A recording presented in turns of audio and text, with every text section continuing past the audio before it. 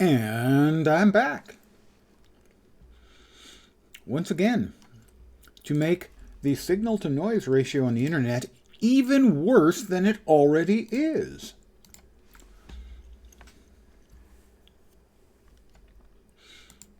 There we go. So, as I say in the subject for this evening's stream, I am going to walk through the character creation again, in case we're getting any more late viewers in here. So I've chosen a server. I don't actually recall which. Indomitable, maybe? It's one of the ones with that have the 100% bonus XP still going, I think. So, your first choice is City of Heroes Freedom, which is Heroes or Villains, or Going Rogue. Going Rogue was a later addition to the game. It takes place in a mirror universe version of City of Heroes. Wow! He shows up and he just flat out subs. Thank you for a second month. Very, very grateful. Thank you. And that is an excellent choice of emote, obviously. Magnif 13 Lens Pog. Not sure if that's actually the name or not. I can never remember the appropriate... I'm doing pretty well. The appropriate actual thing to enter to get it to show up. But I'm glad you did. I'm doing pretty well. So, you can choose City of Heroes Freedom, which is City of Heroes, City of Villains, or Going Rogue, which is the mirror universe version of City of Heroes. It does not tend to be especially heavily populated, so if you want to play with other players, you're probably better off than just choosing the regular vanilla version. Oh, an emote list. That's a thing.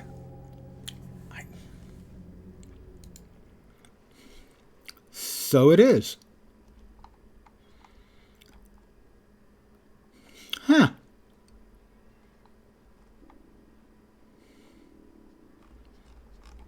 You learn something new every day. Hey, Nod Nux. That's not something I've ever used. I will have to do further investigations.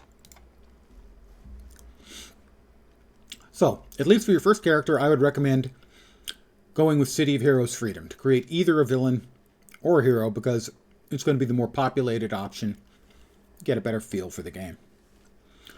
Your origin is not especially important. That's more about flavor than anything. So I'm going to choose technology. You can see I've already chosen my name.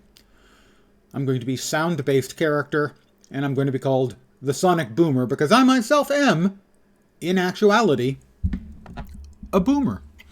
The boom years, the baby boom years are 46, that's 1946, to 1964. And I was born during that period, so I am, in all actuality, an honest-to-God boomer. So, this character is going to be the Sonic Boomer. Next up, you choose which type of character you want to play. Pet support, crowd control, range damage, melee damage, tank. We're going to go with ranged damage here. They'll then show you what your character-specific archetype options are for that. Folks online call folks such as I, from the 80s, boomers. Yes, but that's because they're ignorant. Actually, more and more, boomer is becoming an insulting word that just means old. And as an actual boomer, I kind of resent it. I didn't used to, when it was used more as sort of a poking fun. Now it is actually meant as a pejorative, an actual insult. And that I'm kind of against. As, well, it's an optional... someone opting into a kind of prejudice. As an actual boomer who plays computer games, whenever they make one of these comments about boomers in a negative way, they're insulting me. Even though, clearly, I know how computers work, having worked with them for 40 years. I love computer games. Please, if you mean somebody who is old and an asshole, just say some old asshole. Don't say boomer. Thank you. This has been my TED Talk for today. So, Now in here, you get to choose exactly the specific flavor you want, and it will tell you here what sort of expectation you should have in terms of 1 to 10 for all of these 6 different categories.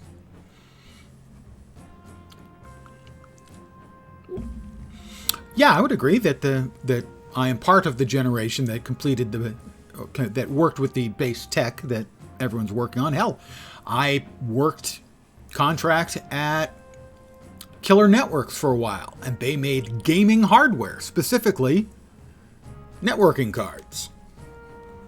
So in that case, literally making the technology. Oh, so you can choose any of these. Again, check these numbers on a 1 to 10 scale. They'll give you an idea. So I'm going with Sentinel because they've got good survivability and good ranged damage. I'm going to choose my primary, Sonic Attack. Start with the first power. You can choose either of the first 2. And the secondary power will be Super Reflexes. My idea for the character is that Vibrations is this technology he's using, and that's used to make sonic attacks, but also give him super reflexes. By vibrating, it gives him defenses against things. I've chosen all this stuff and pre-designed him, because otherwise I'd spend half an hour. I've spent like 20 or 25 minutes designing him, and otherwise I would have sat here for 20 or 25 minutes. So I did design him in advance. And you can tell he's a handsome-looking fellow. Sure, maybe a bit long in the tooth. I don't know, can I... I don't think I can change his eyebrows and make them white. Older face. No. Hair, I believe I already set the hair to be white, so yeah, that doesn't... It's not influenced.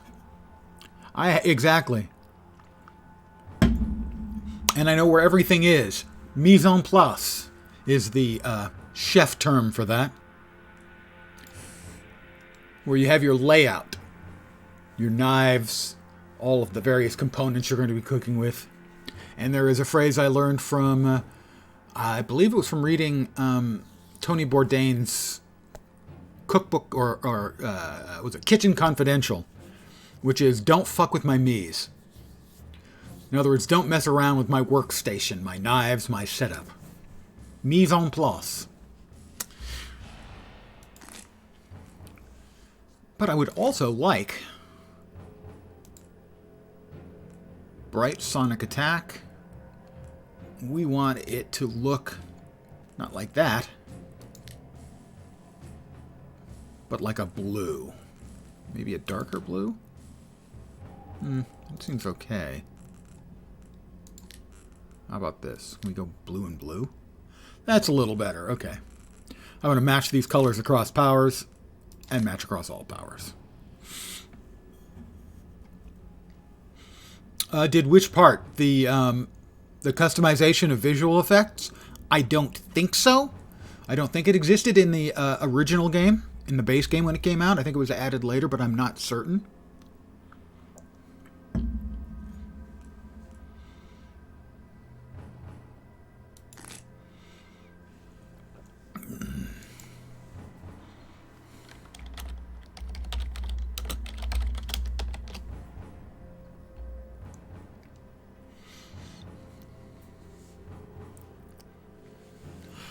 Yeah, I'm not certain.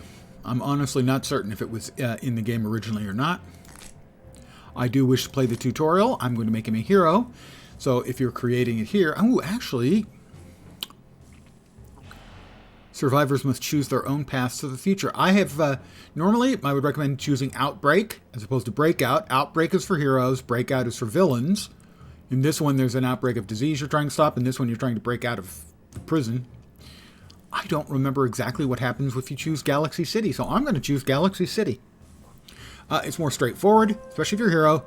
Do Outbreak on your first go. If you want to be a villain, do Breakout on your first go.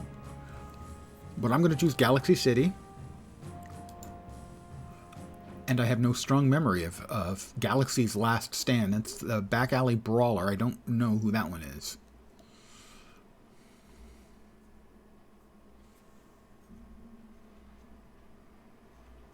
enter game or next?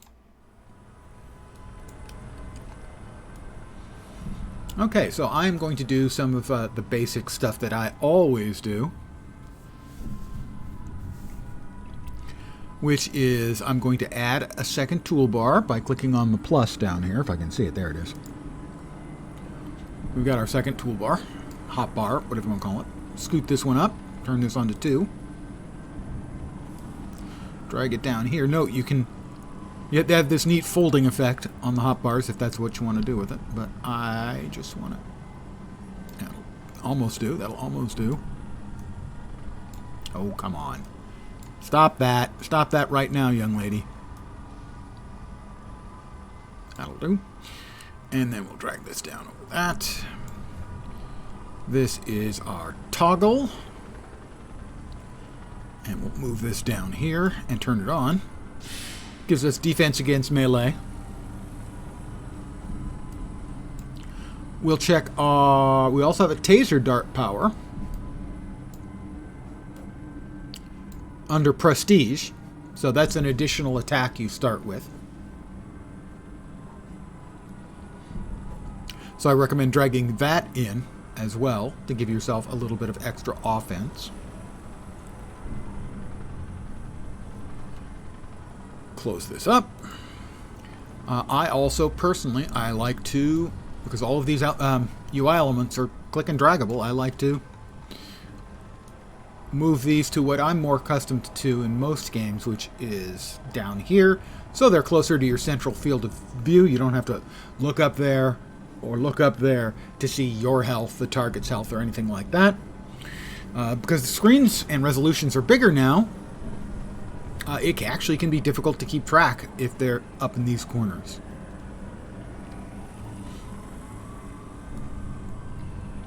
I have to get over the chasm. Jump! Blue Spectrum is up ahead. If you can find him, he can help you escape. Alright, so we're fighting Shivans, alien invaders.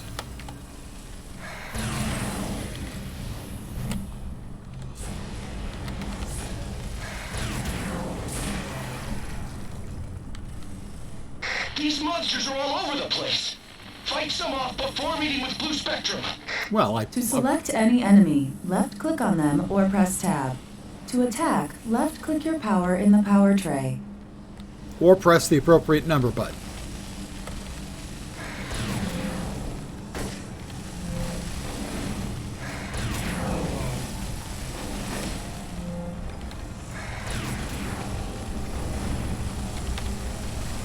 You need to push forward. I'm getting an SOS from Blue Spectrum. He's in trouble. I'm pushing forward. So this is what happened to Galaxy City, which originally was one of the two starting zones you could choose. Blue Spectrum is hurt. He can absorb powers. Help him out by lending him some of yours. Ah, so here's... You have a moral choice. You can choose whether you want to be a hero or a villain. Well, I'm obviously You will have a hero. chance to change your alignment again after you reach level 20. I allow Blue Spectrum to absorb some of my powers. I'm a hero. Blue Spectrum seems okay now. He'll guard this area. I got a Longbow needs temporary your help up power. ahead.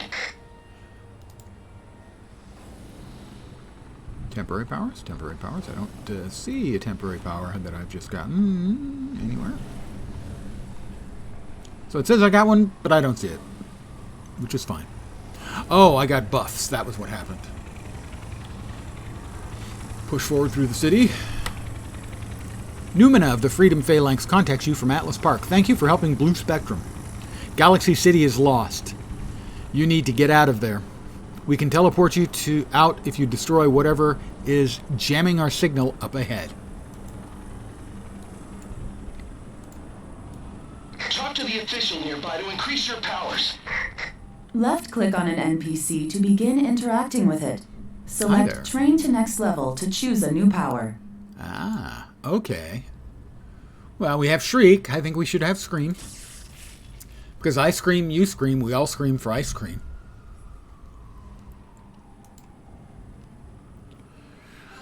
Move through the nearby opening to get to the next area. I earned a badge. That's the VIP badge. Well, that's appropriate. I am, in fact, a very, very important person. Those monsters are blocking the teleportation system. He's big. Defeat them so you can get out of here. Weaken the You giant are now Shiva. in a zone event. You can work together Me with and other another players player. towards a common goal.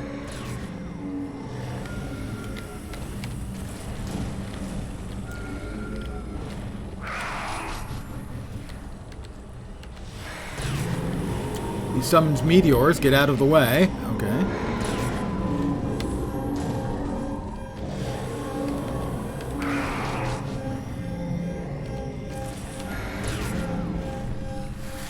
A third player has joined. Ow.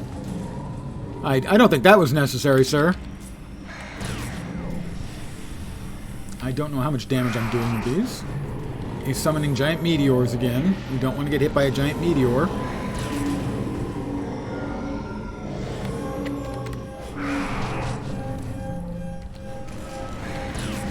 We're beating him. He doesn't really stand much of a chance against heroes like us. Bring the monster down, jamming the longbow beacon, stop whatever is causing the disturbance. More Shivans are incoming. Oh, they certainly are.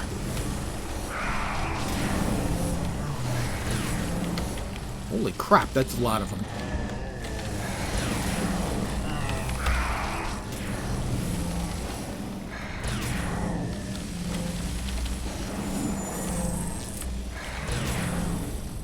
Vanguard is deploying fighter jets over the area.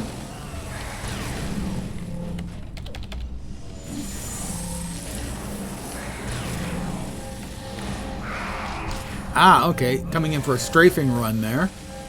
Ah, I see.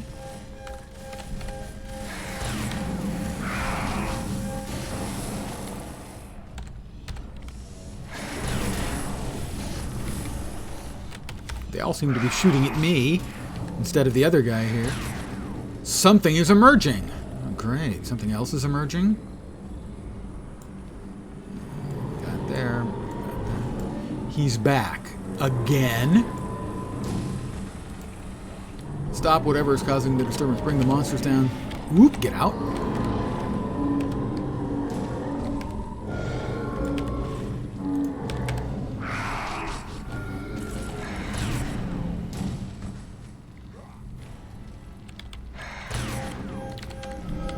Vanguard fighters have a lock on the giant Shivan. He's summoning meteors again.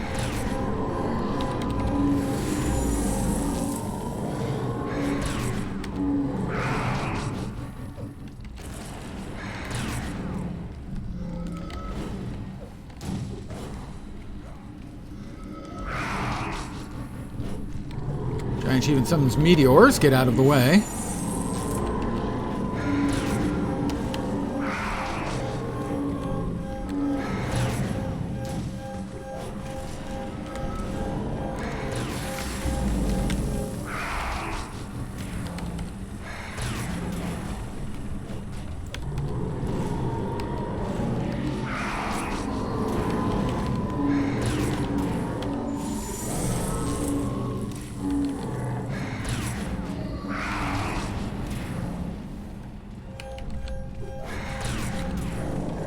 Pushed back into the pit. Okay. You did it! The giant Shivan is down! You should be in a longbow safe zone, but it won't last much longer. And we The put people of Atlas Park need you now. Henry down.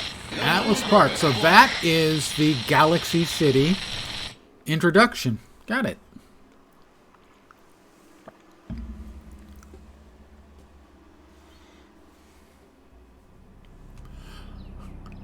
Here is where you can choose that you're a noob and you want people to help you, or you're an old hand and you want to help other people. I'm going to choose neither of those things. And I cannot actually train up for additional power because I'm not there yet. I need more XP.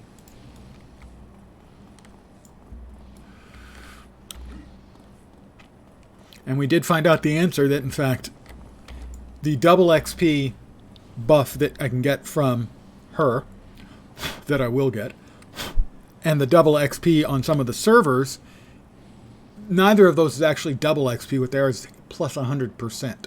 So we're getting 300% XP. If you go to her, show me your wares, you go to temporary powers, buffs, experience boosters, and there's a whole lot of other stuff in here you can browse. This was all stuff that was for subscribers after the game went free to play.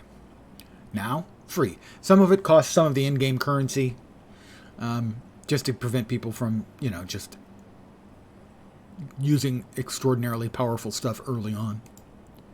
But none of it is actually paid. There is no paying. The only paying you can do is if you want to make donations to the server running the servers. That's the only real money going on around these parts.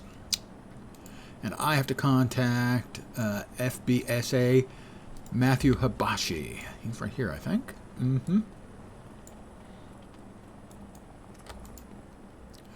Sonic Boomer, right? My name's Matthew Habashi. I'm with the Federal Bureau of Superpowered Affairs, or FBSA.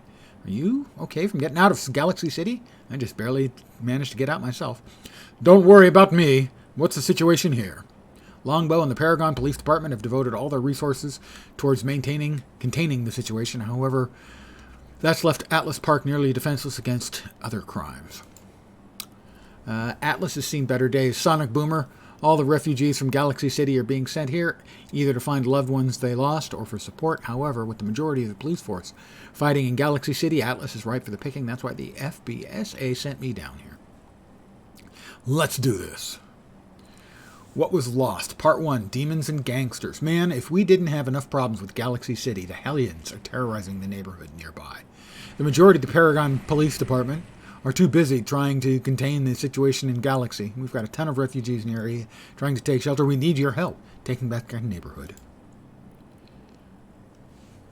They're in one of the... He's distracted for a moment. He shakes his head, gathering himself. Sorry. They're in a neighborhood to the west of Atlas Plaza. You've got to thin out their numbers. Then what remains of PPD can take care of them. Be careful, Sonic Boomer. The Hellions aren't your run-of-the-mill gangsters. These guys are demon worshippers. You say that like it's a bad thing, Matt. I have to defeat 5 Hellions. Well, using my ability of my suit to control vibration, that's a lot of Hellions.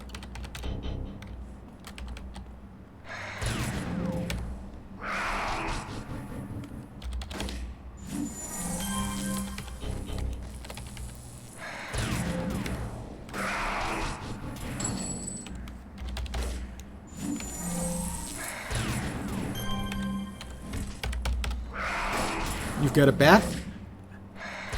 I've got special sonic powers.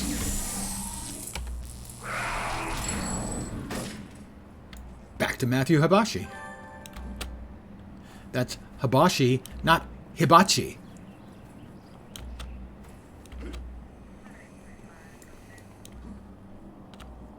A hibachi is a little small grill. I feel I have to say that. What was lost? Part 1, Demons and Gangsters. Thanks, Sonic Boomer. The PPD are on the scene and handling the situation. The Hellions said something about Atlas Park being next to fall. Seriously? Can't we catch a break? If it's not meteors destroying the city, it's a group of demon-worshipping punk cultists saying the end is nigh. Looks like we're not out of the woods yet. Sounds like the Hellions are either planning something big or they know something big is about to happen. I'll admit, I'm kind of new to the whole business of taking down criminals like this. I was just a guy working behind a desk before the Galaxy incident. I think I have an idea of what we can do next. What are you thinking? Officer Nelson is taking charge of the PPD's cleanup of that neighborhood. He'll know about anything going on with the Hellions. Go talk to him. Oh yeah, here's my cell phone number. You can call me at any time. This way of communication is much more efficient. Yes, it is. You could have done that earlier.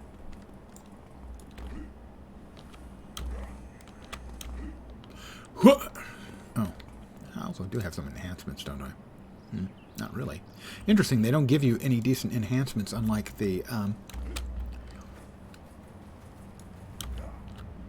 the other starting choice of going to outbreak or break out.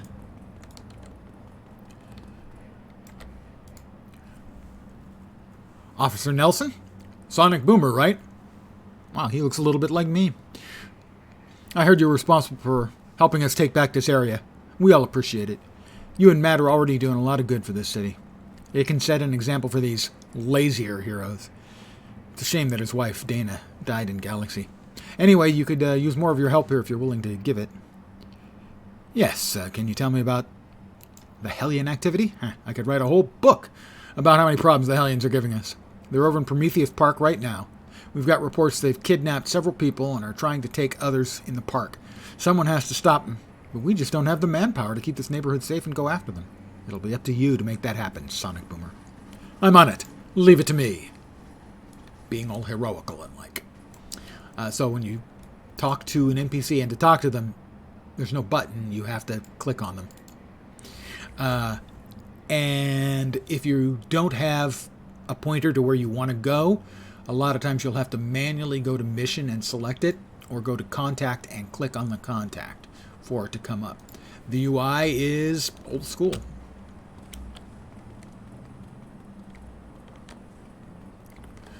And sometimes old school has its charms, but it also has its downsides.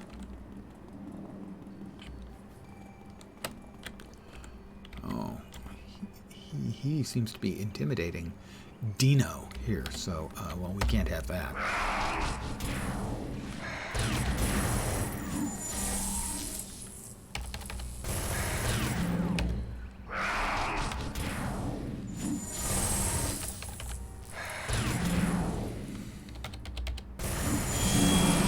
I have dinged. I'm sure Dino is going to tell me how awesome I am, and he's right.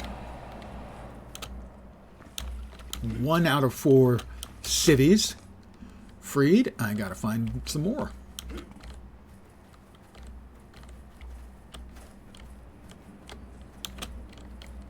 Come on, while I got my buffs up. There are a couple other people running around here.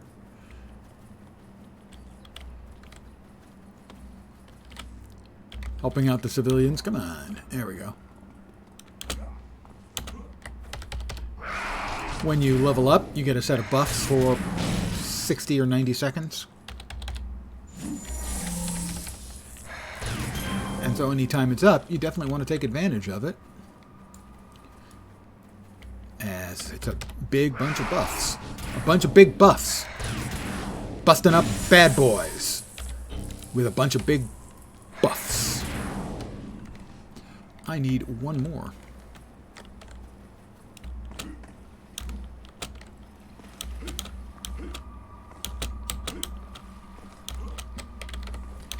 Most of the buffs are off, except the one that is gives you protection against CC.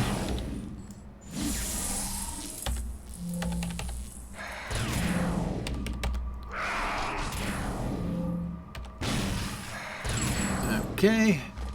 Go to the Hellions' underground caverns. They have their own underground caves. Well, that's nice for them, you know.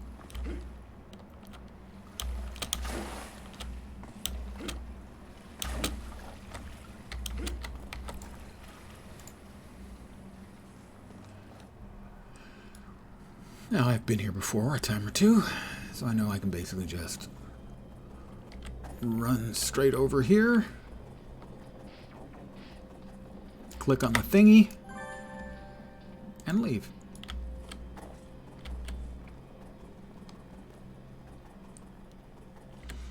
They want to do their weird demonic rituals? Fine.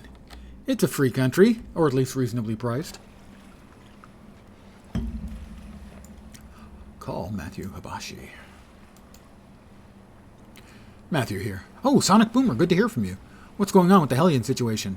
I found an artifact they had. It looks like it belongs to Magi. Great. I mean that to be sarcastic, by the way. The Magi Vault in Galaxy City was destroyed during the incident. There's probably hundreds of dangerous artifacts floating around Paragon now. At least we got one of them. We're getting reports, however, of more missing people, probably the Hellions' work. Cursed artifacts, crazy cultists, missing people. Never a good sign. You're right on that one, Sonic Boomer. We need to find where the Hellions are keeping all these people. Did you find anything else? No, that's all. What next?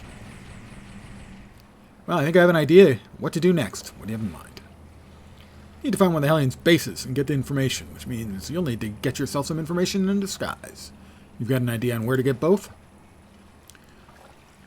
I just might. If you take down Hellion informants, you can find out where the cache is. After that, you can disguise yourself, blah, blah, blah. Let's go with that. But first, let's go ahead and take a moment to train up and also get some nice low-level, low-power but very useful enhancements that level up with you. Most enhancements, at least while you're leveling, are good for 3 levels above or below.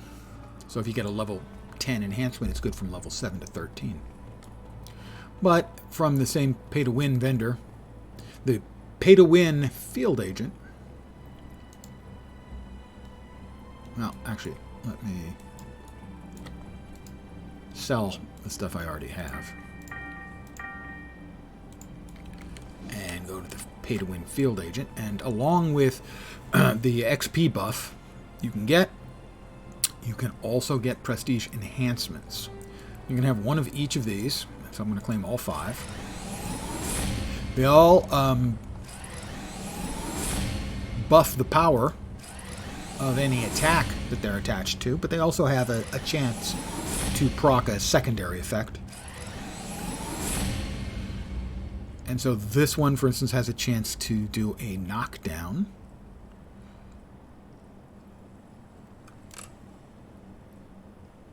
And what they're going to do is they're going to add 1/6 to the damage, 16.7% to the damage of whatever they're slotted into. These are damage-only enhancements, but anything that improves your initial amount of damage you're dishing out is a good deal. But we also need to train.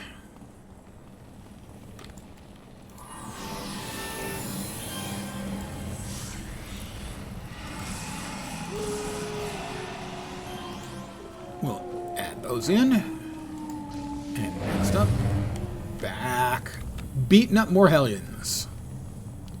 I got a buff from somebody there. It is Fire Shield. And something like that is a good example of group play changing the dynamics significantly of the game. In that if you're in a group, whereas most of the time what I do is when I'm playing solo, I come down here. Let me stretch that out so you can see. This is the chat bar. Here's what it looks like. Ta-da! But here, there's the chat bubble icon. If you click on that, there are a number of options. One of them is set notoriety, and I will adjust it to -1. This means that for solo play, all of the mobs I face in instant play areas, you know, mission maps and everything, will be 1 level lower than me by default. There's always an up and down of a level that they can have. But this will ensure that I'm a little bit overpowered for all those missions that I'm doing solo. Because if you do play in groups, very quickly you can do much, much higher, more difficult content. Because your buffs affect all the rest of the players. The debuffs you put on mobs affect all the other mobs. And very quickly you can get to the point where it's difficult for you to die. And players will run much higher content in large groups because the constant buffing of themselves and debuffing of the opponents can keep all the good guys alive while the dead guys get slowly whittled down.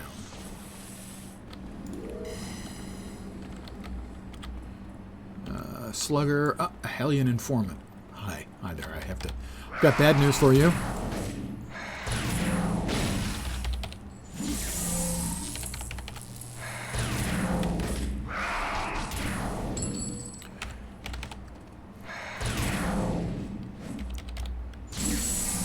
Alright.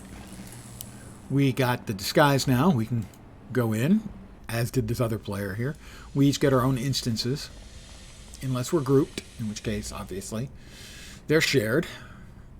And leveling and such is much faster in a group, but I mostly play solo because I mostly play all games in solo.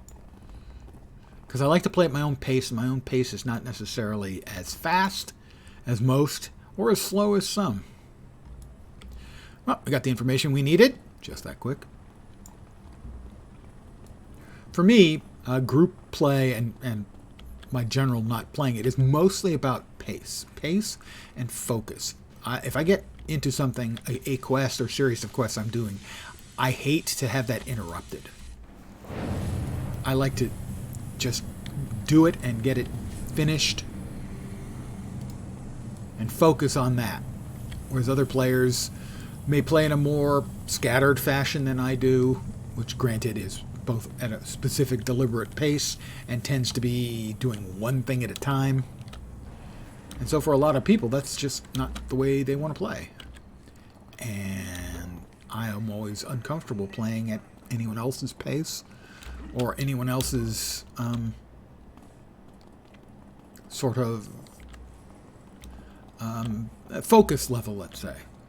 Now, I can do it if I'm going to play with a friend and I'm going to help them. I will just follow them and we'll play together, and that'll be great. But I need to know that's what I'm going to be doing from the start. I'm not good at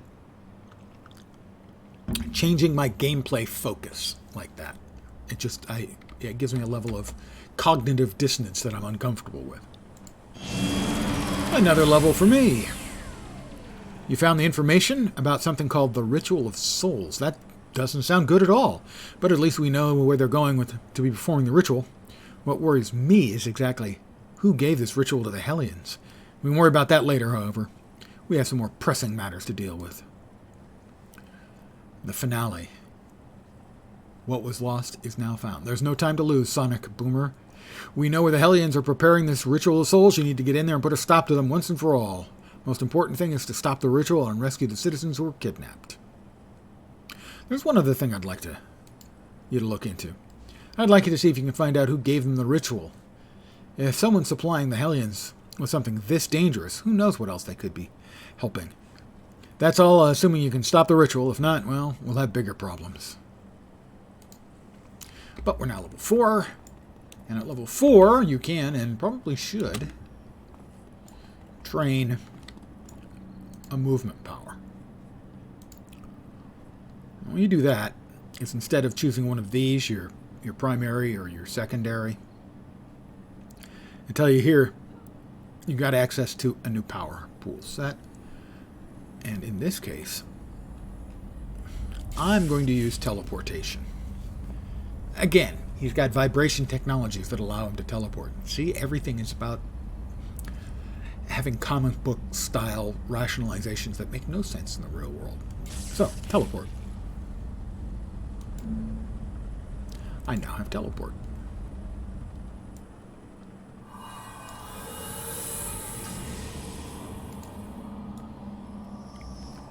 And the way it works in the case of teleport, see the little bullseye icon over there? That's your teleport target. And I'm teleporting up into midair, and that sounds dangerous. It could be. But as long as you keep teleporting,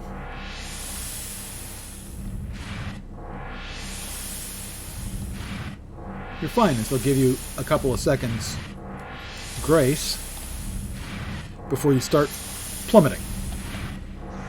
And that's teleport.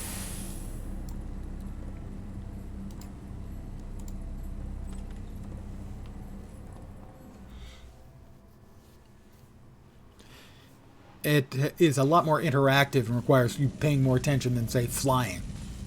Flying is pretty much point yourself at the right direction, press R. Most games it's numlock, here it's R. And you just fly straight ahead. The air in this part of the office building is filled with smoke and magic. There's no time to lose. You need to save those people. All right, well, we're going to save these people.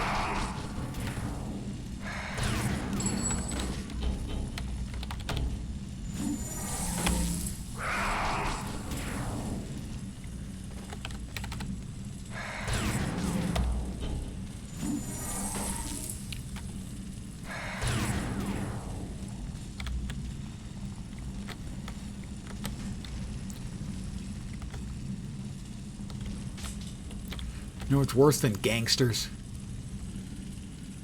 Demon-worshipping magical gangsters.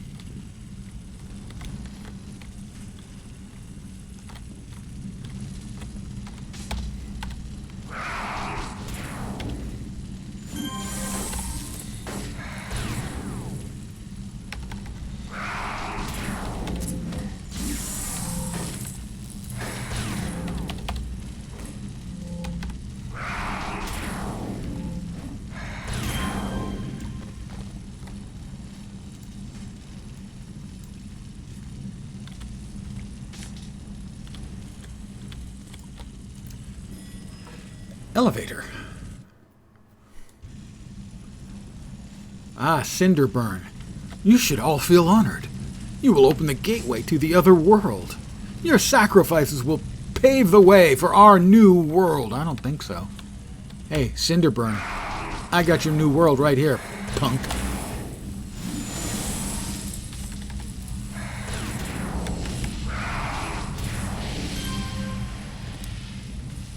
Thank you. I thought I was going to die. There's someone trying to call in from that computer nearby. Can someone hear me? Hello? Is anyone there, please? I don't have much time. They're going to find me in any moment. I'm here with the other survivors, please. Someone needs to hear this. I'm here. My name is Sonic Boomer. Who's this? Sonic Boomer. Oh, it's so good to hear from someone else. My name is Dana Habashi. Dana Habashi? Matthew's wife? Matthew, he's safe? He got out of Galaxy City? Yes, and he left you there. He is. Hold on. Let me get him on the communicator. Matthew, is it really you? Dana, you're alive? You're alive! Matthew, I don't have much time, as I'm being held prisoner by arachnos. Oh, that figures. Those guys are jerks.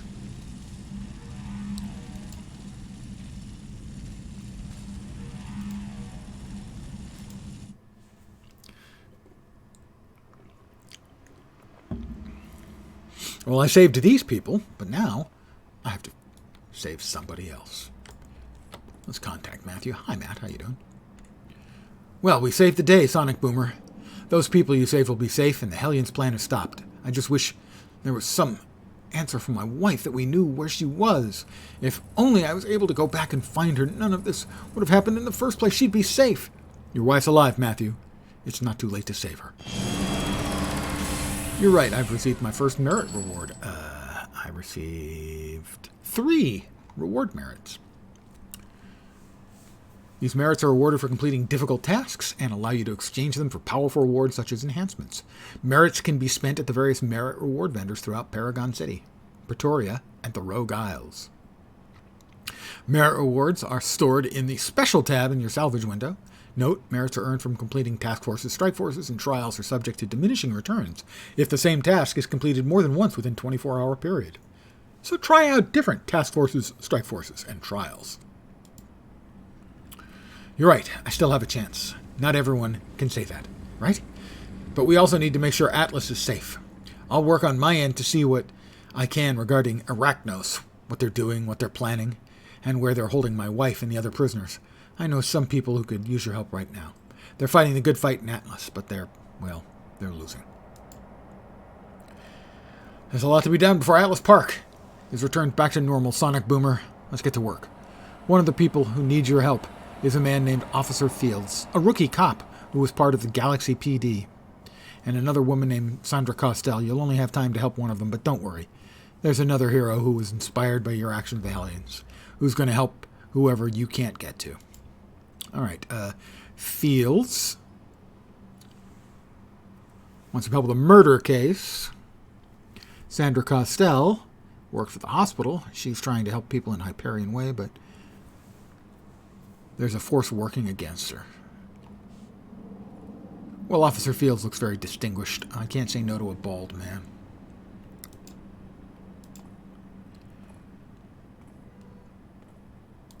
But you have hit another level, so we have to train up again.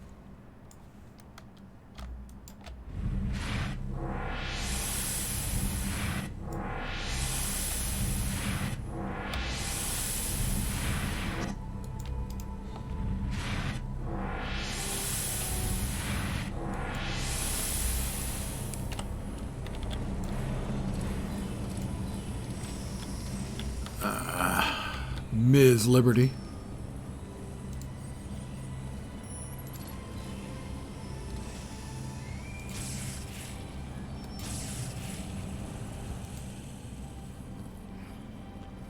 Twin Shot is calling. I've done the Twin Shot arc previously, just a couple of days ago. Probably end up doing some of it at least. But for now, I'm going to stick with the Habashi storyline.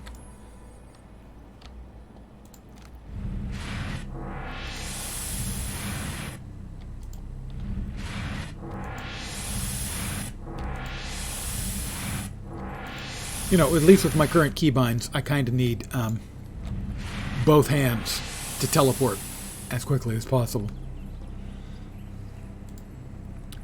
Hi, you're Sonic Boomer, right? Matthew Habashi told me all about you.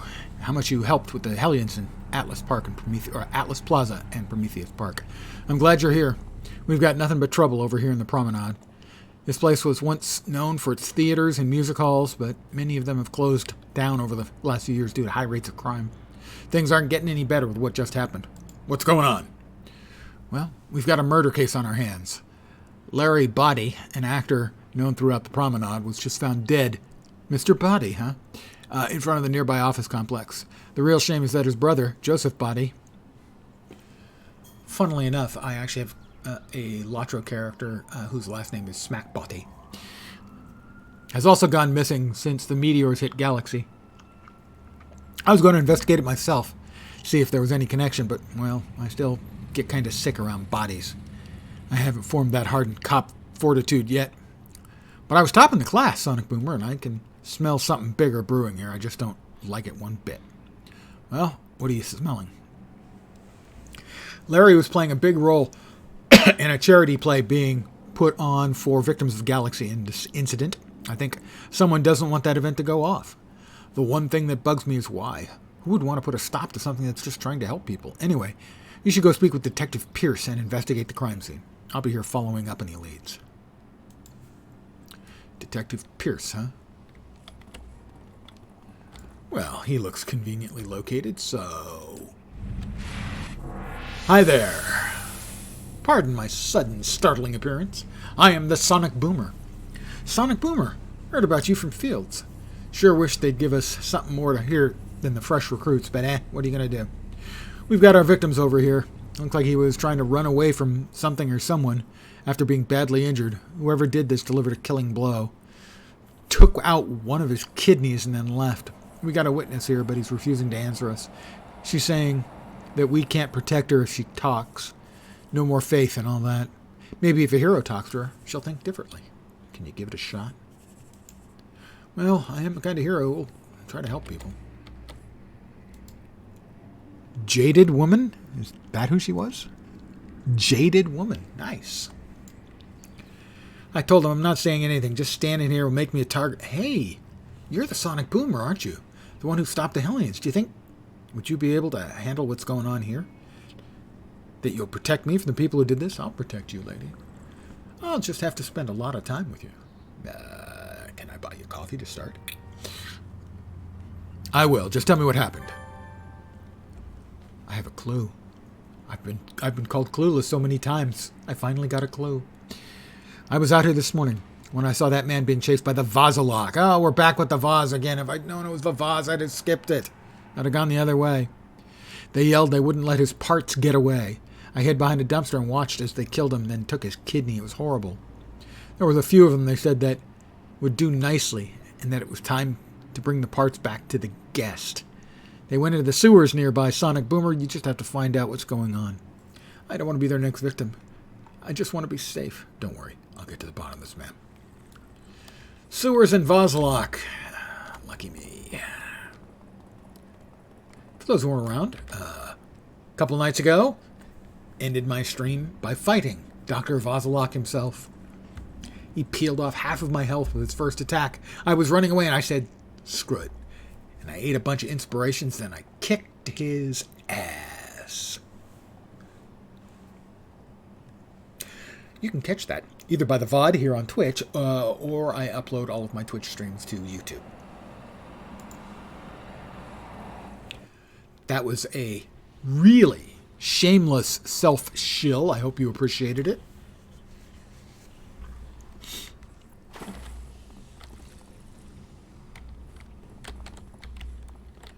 Huh. I don't see anything. I have to defeat 10 Vaz.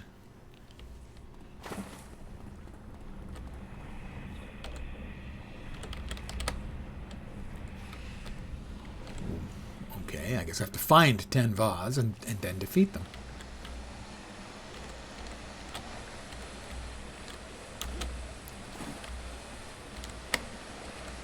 Ah, we got some Vaz.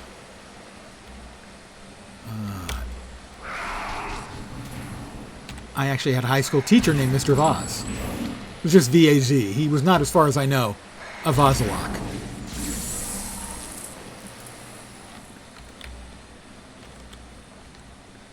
He was actually a very good teacher.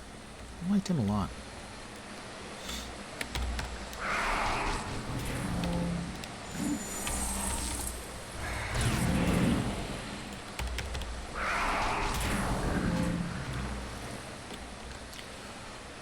Four down, 6 to go.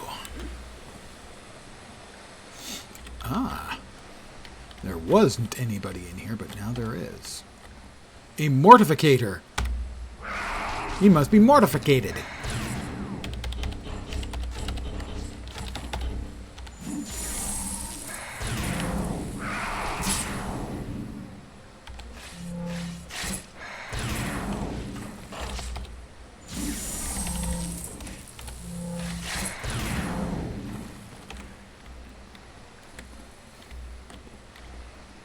So they all spawned when I left the room.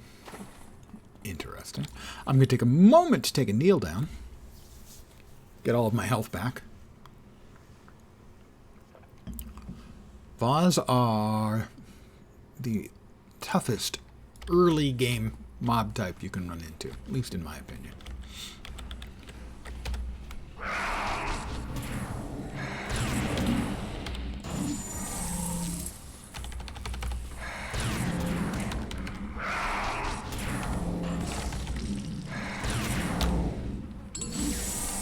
Alright, I need 2 more.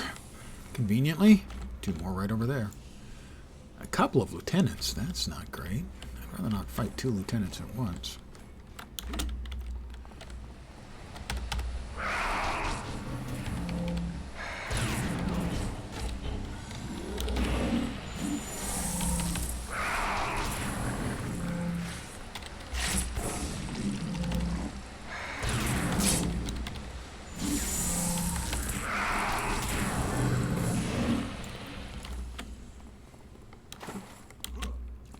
Now we just get out. We got the 10 we needed to, so no reason to wait around and kill more.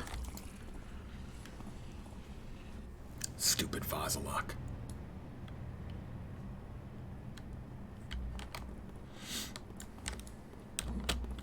Always look both ways before teleporting across the street.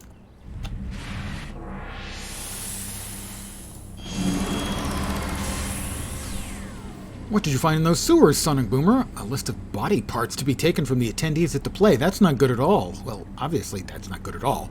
Probably didn't have to say that. I just hope that their leader, Dr. Vazalok, isn't in on this. The guy's a total nutcase. He thinks he's working to make the world a better place by making these abominations from body parts of people. We need to warn the manager of the theater about the Vazalok and make sure to stop them. That charity event needs to happen, Sonic Boomer. We have to help the people of Galaxy. No More Fears, Part 2, Responsibility. Safest thing to do in the situation would be to stop the charity event. The Vazalok clearly want to launch a major attack on it, but the people left over from Galaxy need this event, Sonic Boomer. We have to make sure this goes off without a hitch. The remaining PPD are going to do their best to play security, but we need everyone on our side. I think the manager of the theater might be able to help. What do you mean? Theater manager, a woman named Victoria Manuel, is retired hero. Well, retired is a strong word. She was barely in her 30s. But she gave up the whole hero gig. I'd see if you can talk to her and convince her to help out while also trying to run the charity event. The more people we have helping us out, the better. I'm going to try to see if I can find any clues as to why the Vazalok would want to target the people specifically and who might be behind all of this. All right, well, first of all, once again, we need to train out.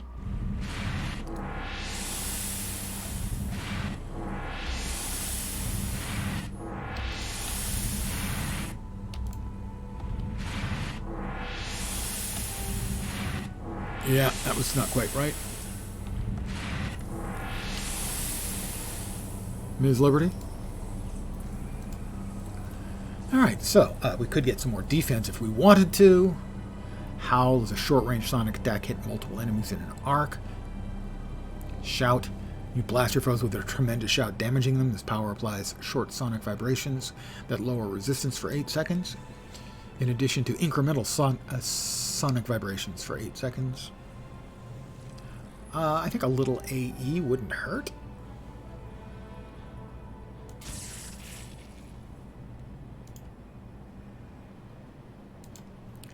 And we will manage and lob in one into Howl. Awoo! Werewolf of London. And none of those. Well, that one would be, but it's too low. Oh, that one could be. No, we'll just sell them. As I said, 3 levels above and below your current level. I'm level 6, which means anything between 3 and 9 I could use, but if I use a level 3 one, it'll be useless when I level next. So.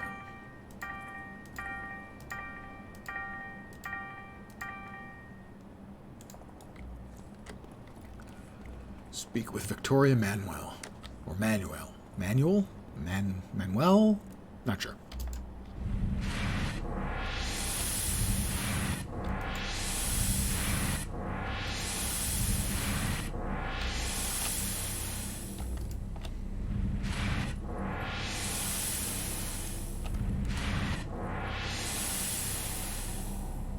The cowboy hat's a bit much, Vicky. Hello there, pleasure to meet you, Sonic Boomer, correct? Name's Victoria Manuel, but you can call me Vicky. Oh, she does go by Vicky. That little darling of a man, Officer Fields, told me that the little brats in the Vazalok are up to no good. Oh, God, she's got the whole Texas thing going.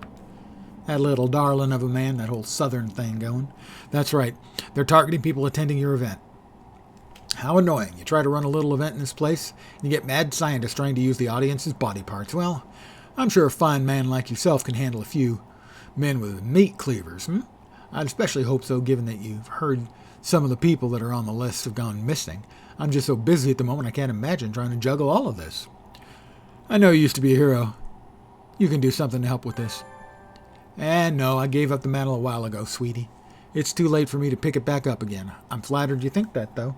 I think you and I should split up on this. I'll handle the charity here, and you can handle the group of Vazalok that seem to be encroaching on the event. Oh, that's right, I forgot to mention that. Just received a message that PPD have spotted a group of them nearby. I'd love if you could handle it. Ta. She's a little blasé and cavalier about this to me.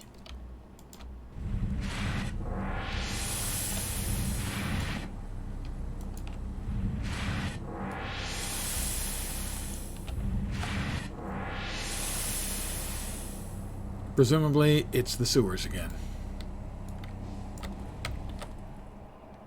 No, it's not the sewers again. Oh, defeat 10 Vazalok in the area. Right. That looks like a Hellion. No, it's a Vaz. Okay. Well then, let's use our new ability for the first time, and we'll hit 2 of them at once. How about that? How's that strike?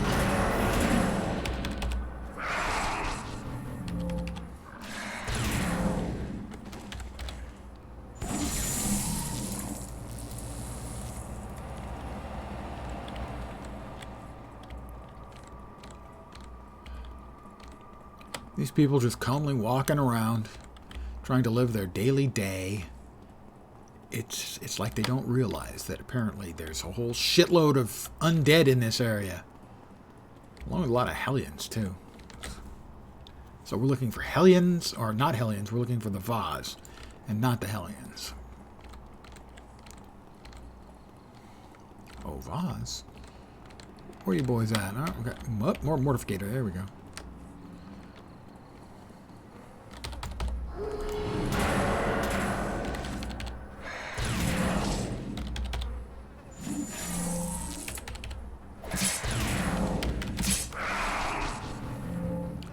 I found a tip. Just the tip, please. Don't worry, nothing more than the tip. This guy is getting off a lot of attacks. Receive your first tip. A tip is a special one-use contact. Allow you to lead on world on the street. Investigating a tip will grant you an alignment mission. Completing through enough of these missions will eventually give you access to a morality mission. Allows you to change your current alignment. That's how you can go from a hero to a villain or vice versa. So you're not stuck with your initial decisions. If you become disillusioned with the whole hero business,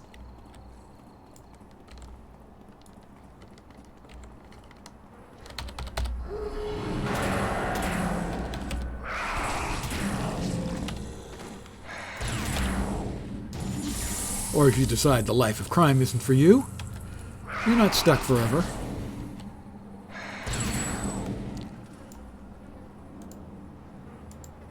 I need 4 more Vasilok. That certainly sounds... I mean, that's a lot of them. That's a lot of them. Vasilok. Nah, that didn't work at all. Sorry. Felt it was worth a try. I was wrong.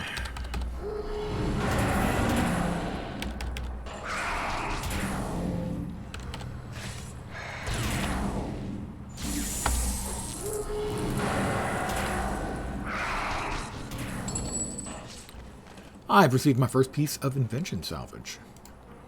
So here's the award merits I got earlier, and we got brass, which is a basic crafting material.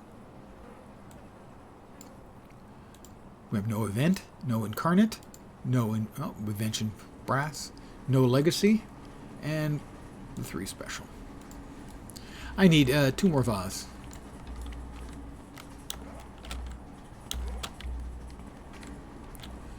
Well, I'm going to guess that these 2 will do in a pinch.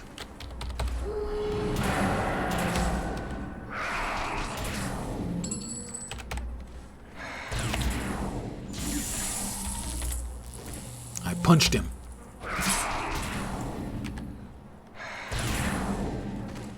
I found the clue.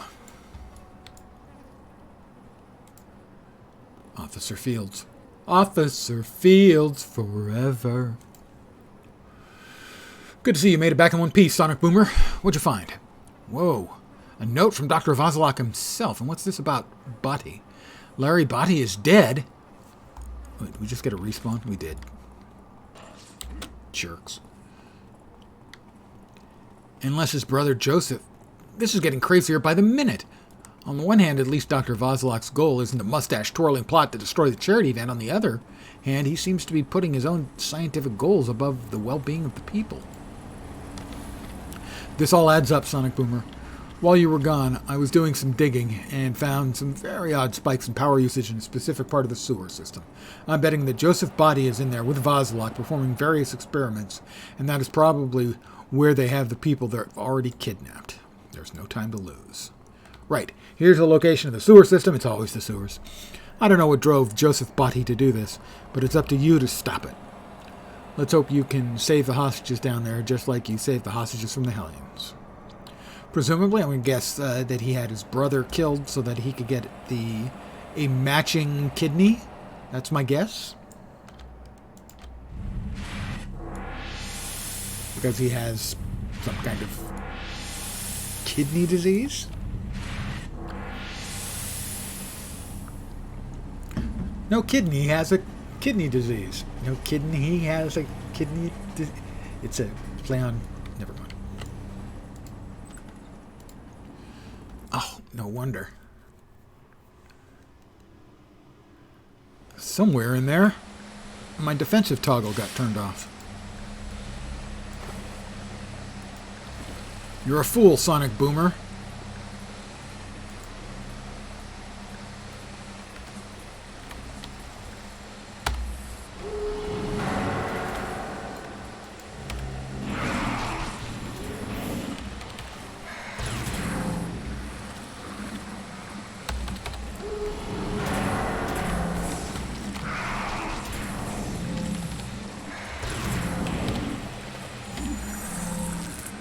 My new body will be complete. I will live forever.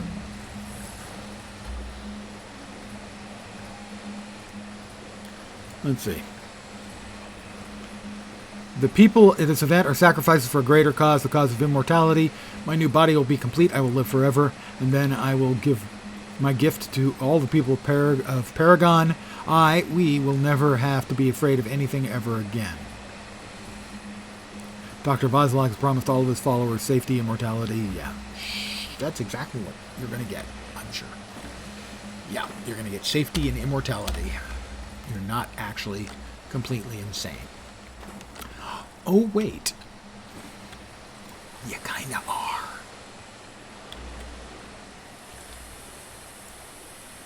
Wait. What we find from your bodies will be fascinating. Get away from us! So it looks like we've got 3 and 3.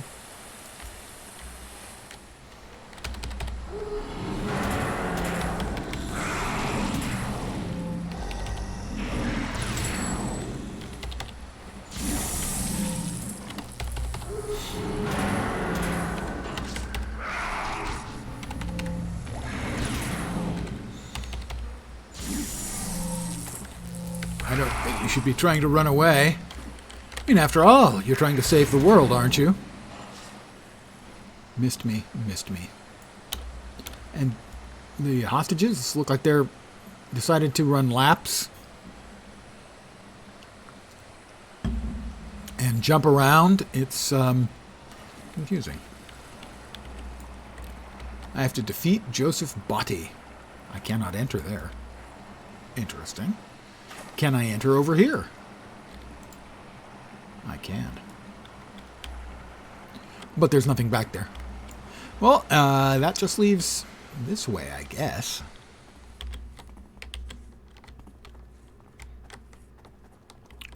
Oh, at least it's no longer sewers. Now it's caves. Which I hate worse than sewers.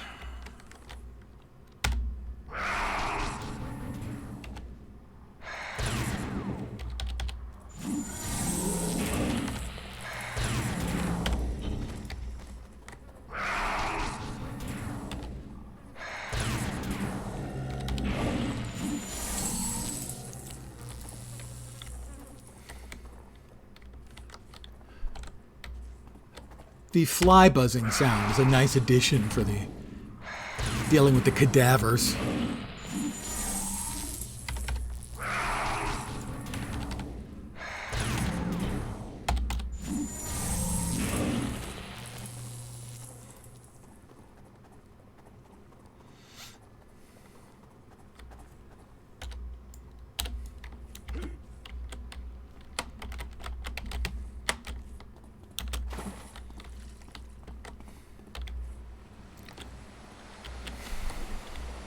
Check your corners.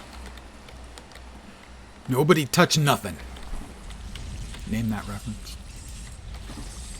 All right, well, we've got electrical bizty bits.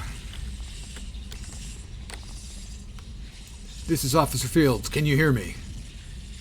Matthew Habashi sent me some intel on Body. He's being powered up by something called a life machine. You'll need to destroy it in order to hurt him. So we have to destroy the life machine before we can destroy him. There's Joseph Body.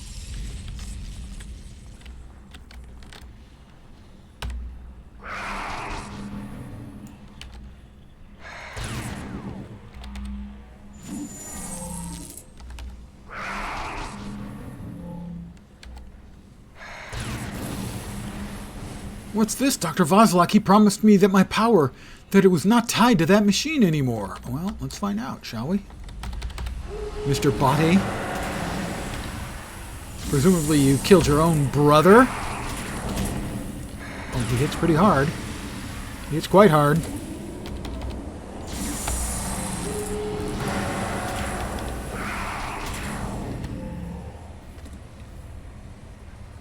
Exit into Atlas Park. Well, we defeated him. Killed his own brother for his brother's kidney. That's on the deranged scale. That's pretty solid villaining he's doing there, gotta say. That's not like jaywalking, you know? It's a little worse.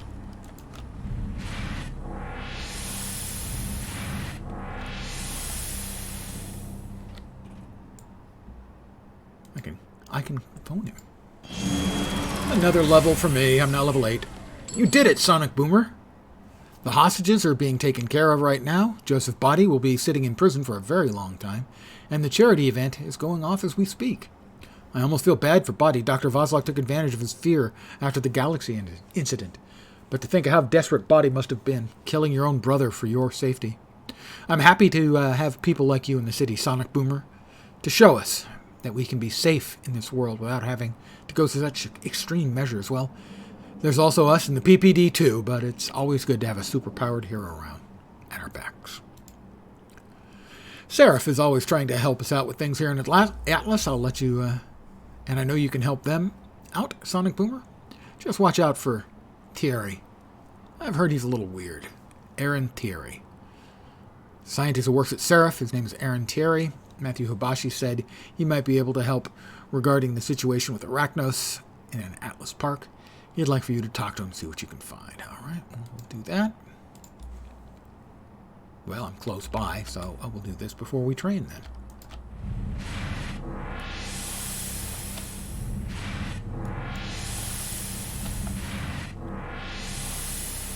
You rang? Hello, Sonic Boomer. I'm Aaron Thierry, a scientist in the illustrious group known as Seraph. Pardon me. Hibashi has informed me of your work to push back the chaos in Atlas. I have some information that may prove particularly useful for you. As this is going to be something that is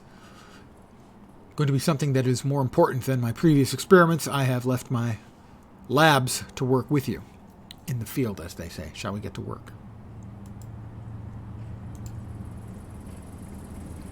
There's currently nothing more we can do together, Sonic Boomer. That's not what I was just told. Might not have a level to talk to him anymore. I don't know. But I'm going to head back to downtown AP. Where am I? Over there. And train up. Maybe start the... I'd really rather not do the twin shot arc again. I've done it so many times.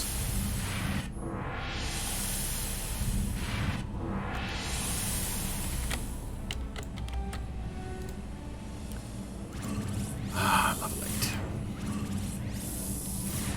First of all, level 7. Then level 8. Shauna Stockwell's looking for heroes in King's Row. Well, let's see. Amplify greatly increases your chance to hit with attacks for a few seconds and slightly increases damage. Shout is damage. Currently we have focused fighting. Everybody was focused fighting. Which is melee. Focused senses is similar, but for ranged attacks. So I think we'll go with that. Eventually we want to look at agile. Naturally able to avoid some ranged attacks and resist debuffs. Agility also grants minor damage resistance to all damage except toxic and psionic. Damage resistance only available as you lose health, but it improves your hit point declines. Power's always on, permanently increases your defenses, but these two are both toggles, one's for range, one for melee.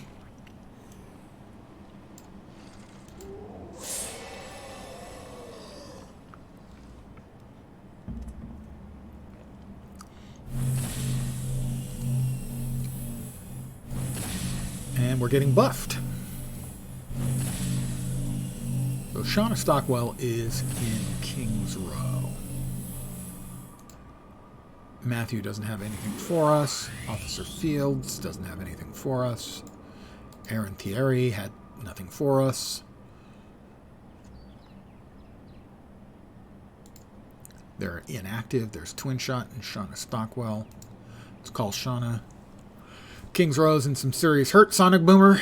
Ever since the Galaxy City got smooshed, the refugees have been flocking to King's Row, hoping that they can return home soon. Unfortunately, a lot of them are out on the street with nowhere to go, and that's made them easy picking for gangs like the Skulls. I've been keeping tabs on the Skulls for some time with my news site Raw. Raw from the Row. Oh, that's clever. And I'm telling you, it looks like we're about to have an epidemic of Separadine addicts if the PPD or someone can't crack down on them. Separadine ring. We'll accept that, and we'll head to King's Row.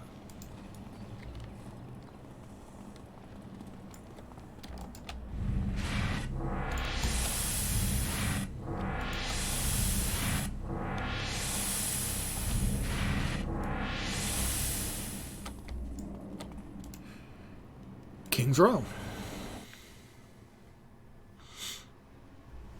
So with both the 100% increase XP buff from the pay-to-win vendor and the 100% buff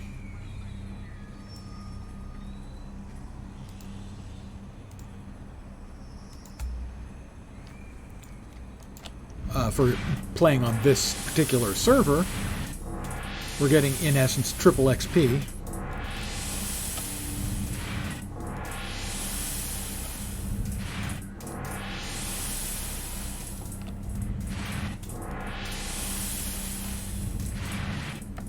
And that makes leveling pretty damn fast, at least at low levels. Shauna called to let me know you're on the way. Thanks for agreeing to help out. More Saparadine addicts showing up in the hospital every day, and they're in bad shape. From what I've gathered, the skulls are forcibly addicting people to the drug. Sonic Boomer, a lot of these people lost everything in Galaxy City. They've turned to theft and less savory acts in order to pay for their next fix. Eventually, they'll either end up arrested here or in the morgue. Sorry, it's just so frustrating. So I have to beat up the skulls, huh? Well, we can take care of that. I'm going to defeat 10 skulls.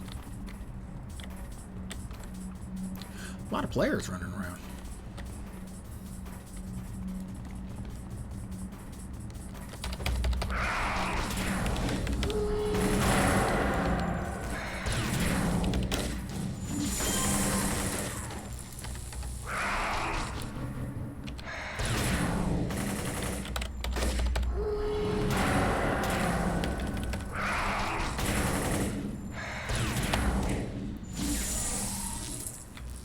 Don't run off.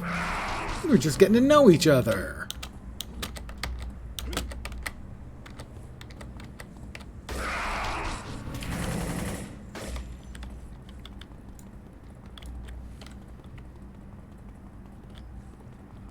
Gangbangers. What a bunch of losers.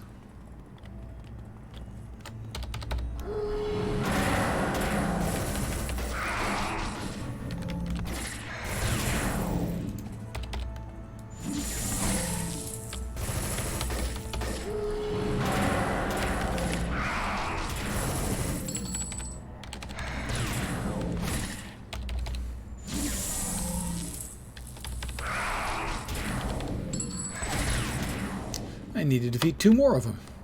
Really, a lot of players around. I'm serious. And this is on one of the less populated servers. I mean, maybe it's just because they have the full XP bonus going right now.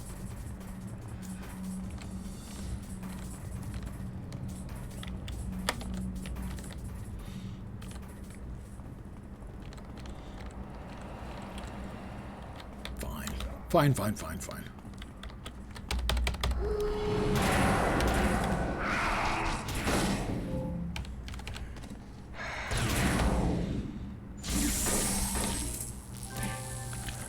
Mission complete.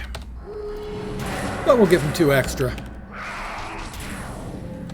You want to give the guys paying your metaphorical bill a little bit of extra. I have to pay Toothbreaker Jones a business. A business? A visit. Or possibly a business. I don't know what a business is, but maybe I'm paying him that too.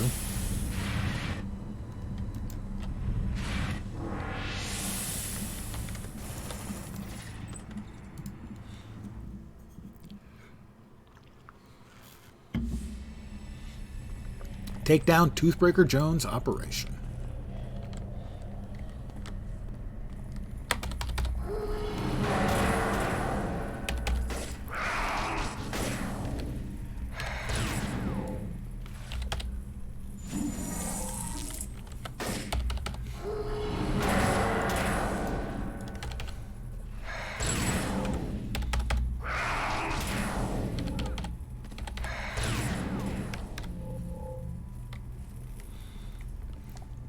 Come on back, you chicken.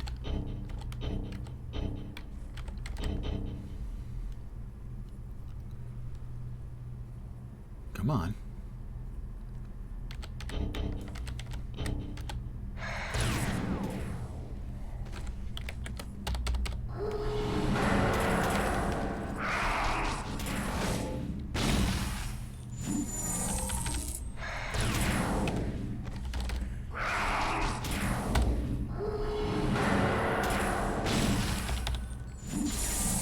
the vibration tech.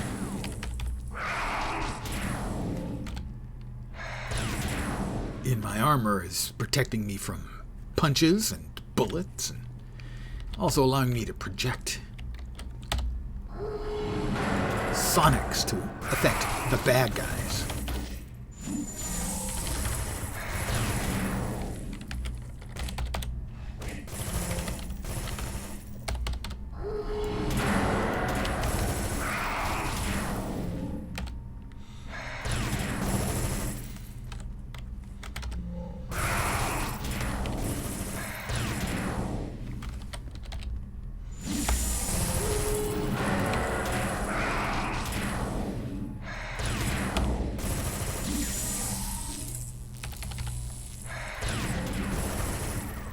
Skulls running away. What a bunch of chickens. Peacock!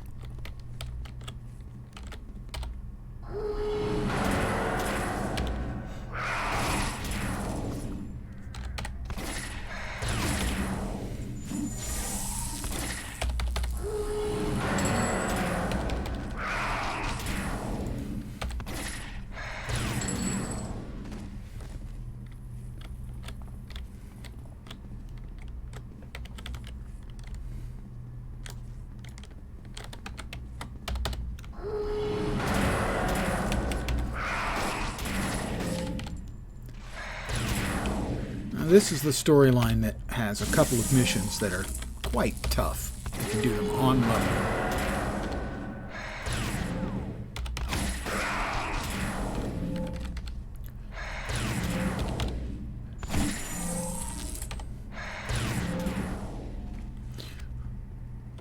I will take the elevator. In an emergency, always take the stairs.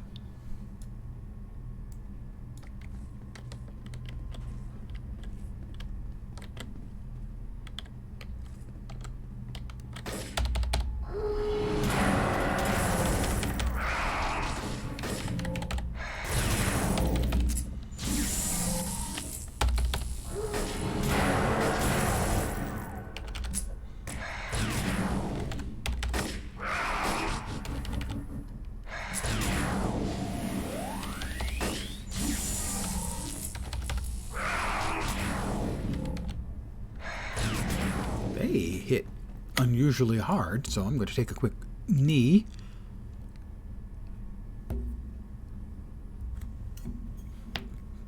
Because while they're all unconscious, that actually kind of hurt a little bit.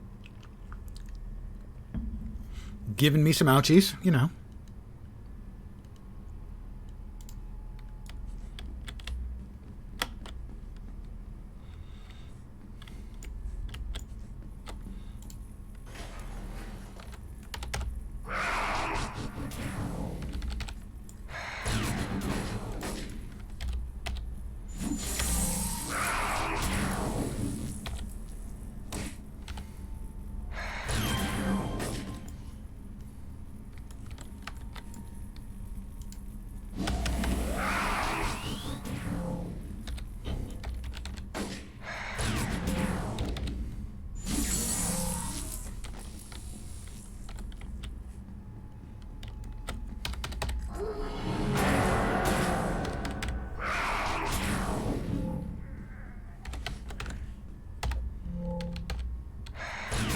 Like there was more of them in that room to my left.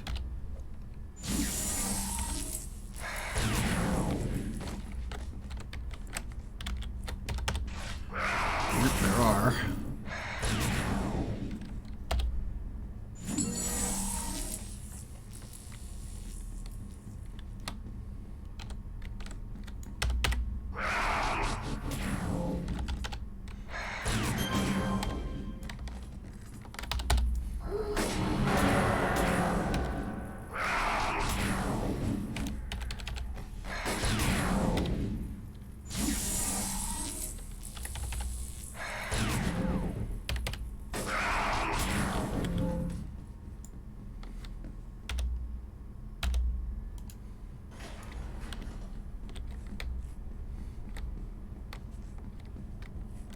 This way then?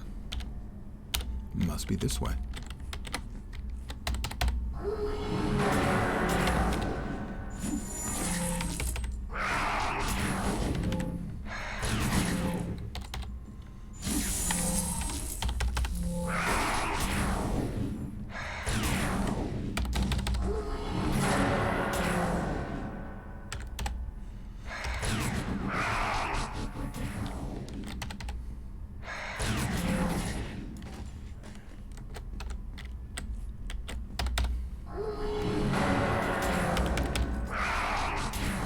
Toothbreaker Jones, you tell anyone...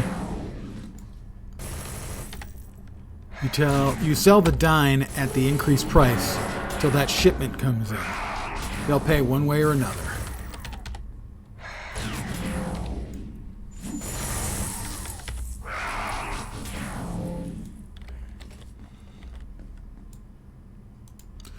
Toothbreaker Jones.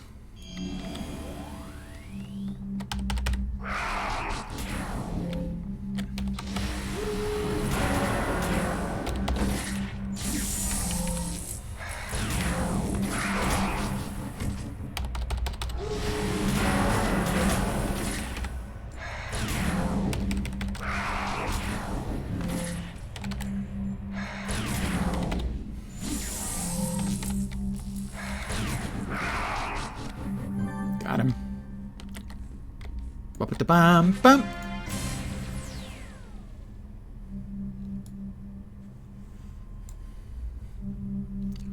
We'll head on out, having successfully completed yet another mission. But a superhero's work is never done.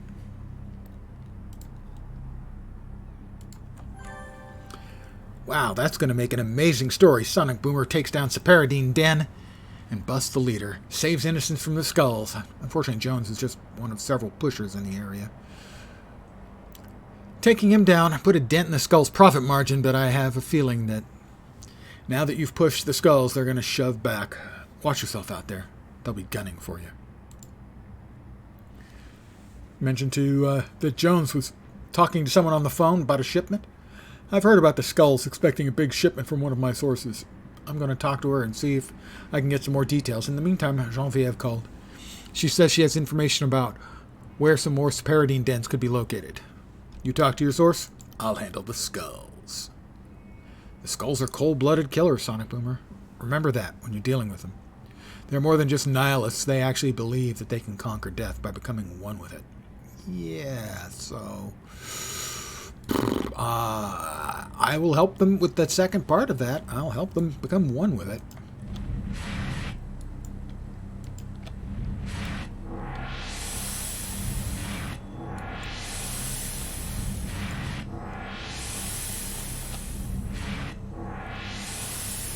Hi, Genevieve. Gives you a slip of paper with an address written on it. Now, I happen to know, because I've done this countless times, that this is a trap. She says she doesn't know, but I've never been convinced in all the times I've done this, even though she always says she didn't know.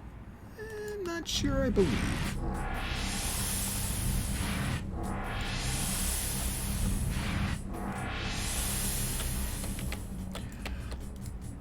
So what happens, and this one can bug out.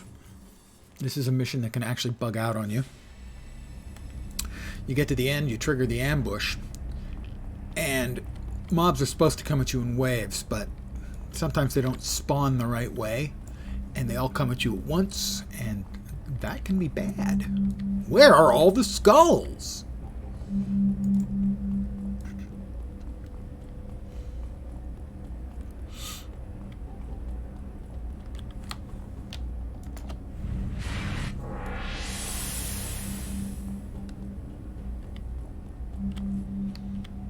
The thrumming of a clicky.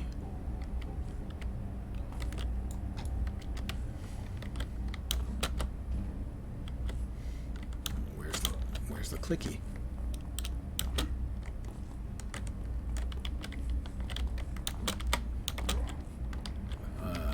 Clicky's supposed to be like right down there.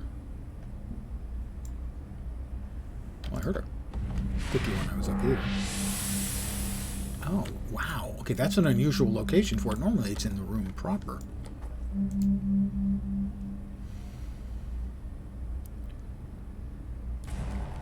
You find a note that reads, "This is where you die." Okay. Did anyone spawn in here? It doesn't look like they did. It's a trap. All right. So we want to catch the first batch of them coming up after me.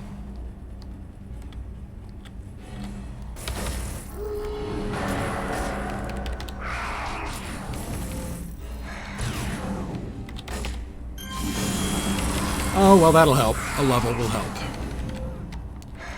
First of all, now all these guys are one level lower than they were a minute ago in comparison to me.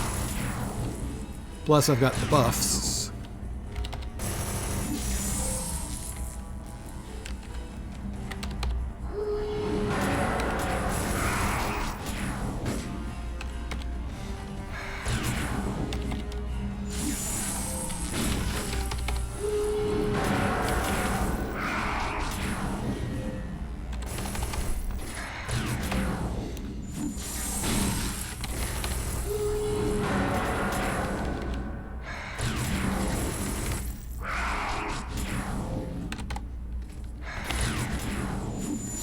So that certainly made things a lot easier.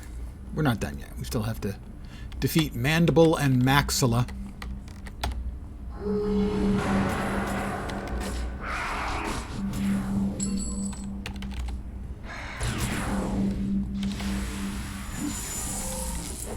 Oh, this Bone Daddy, I'm not sure where he came from.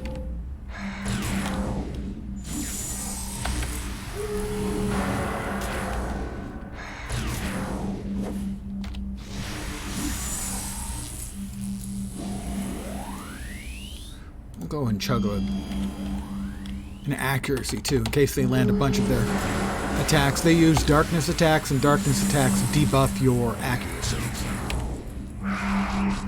And we currently have one stack of it on us. There's Maxilla and Mandible. Those are the upper and lower jaw bones, if you're not up on your human anatomy.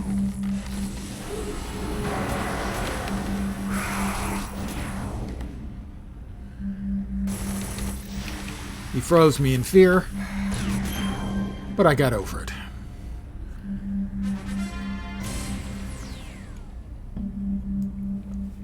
Mandible Maxilla, I believe.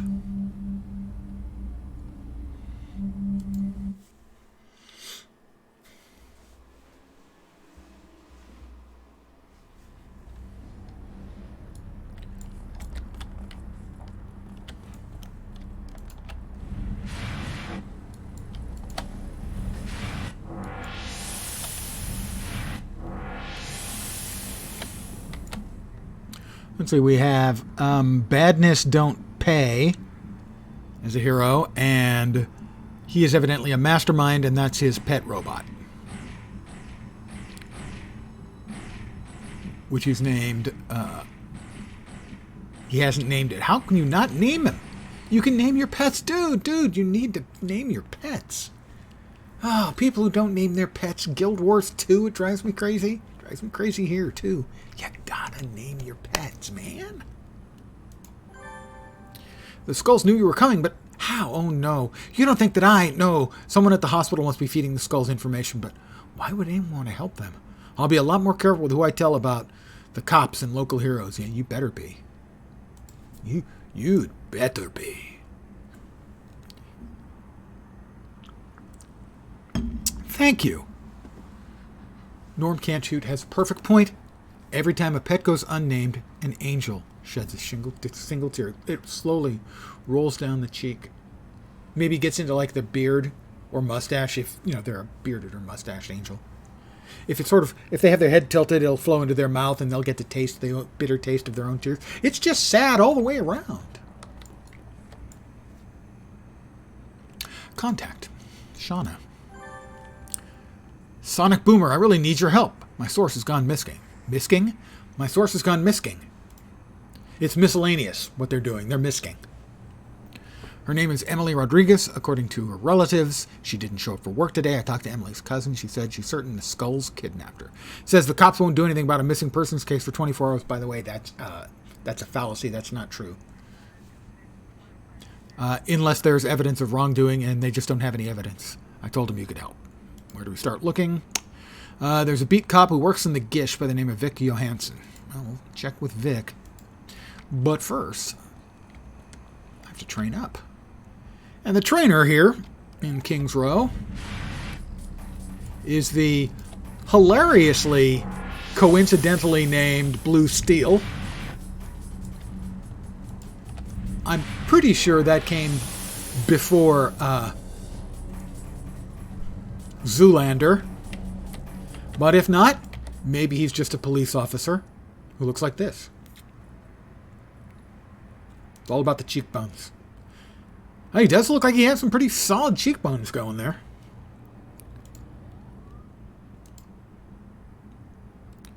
How about another point in each of those?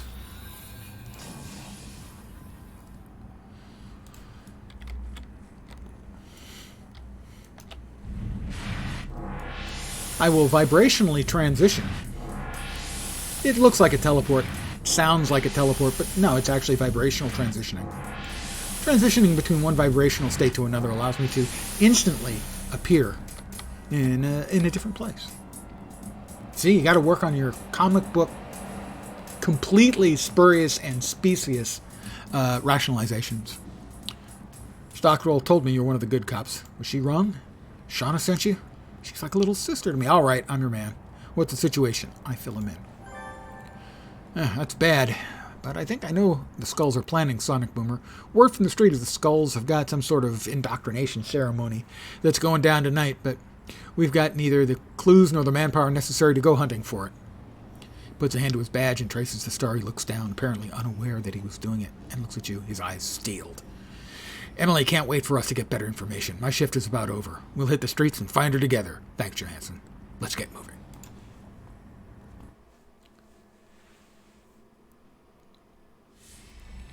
After hours of patrolling, you follow some Skulls into the abandoned King's Garment Works on the west side of town. Vic takes up position outside, while you head inside to save Emily Rodriguez.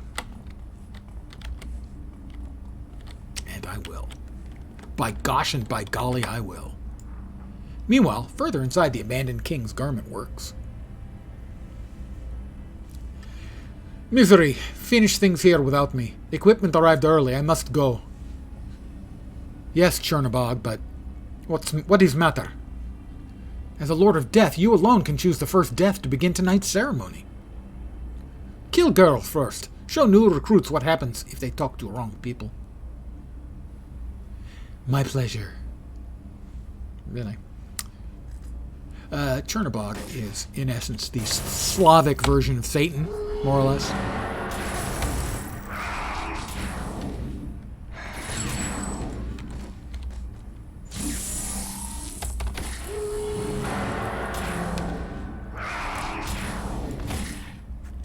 And, if you're naming yourself after Satan, I mean, come on. First of all, you're probably a bad guy. Second of all, you're definitely pretentious. And third, you better hope Satan doesn't find out.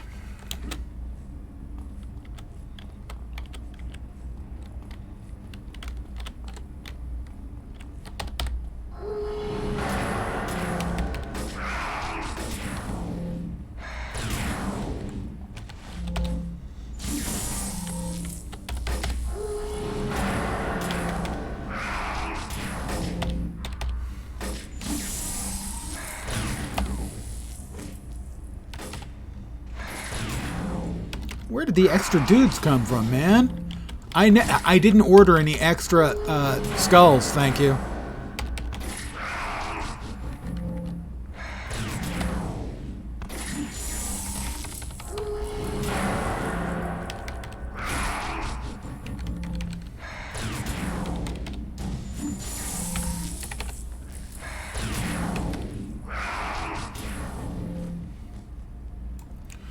Take a moment. Heal up.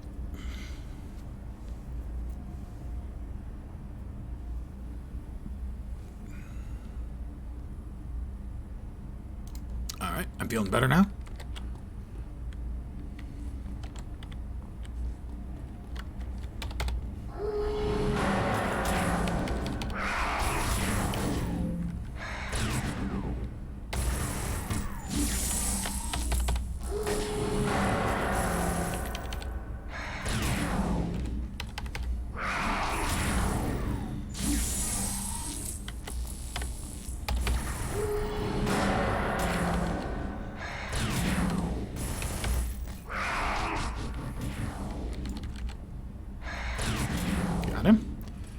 And again, take a quick knee, because we've got a room full of baddies up here. And it's pretty easy to get pull an extra set. End up with, 5 or 6 skulls trying to cave in your namesake. And then we'll look at taking out the bad girl. It's like a bad guy, only it's a female.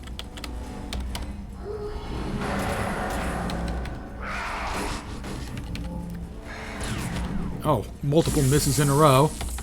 Party time here. Alright, got him. Got her.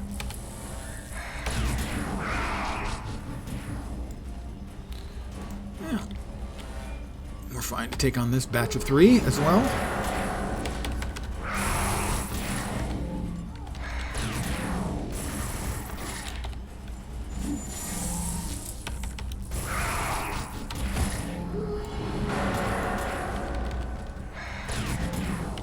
I'll take a quick knee, get all of my energy back, and then we need to take out Misery. And once we do that, most of the rest of the gangbangers will take off.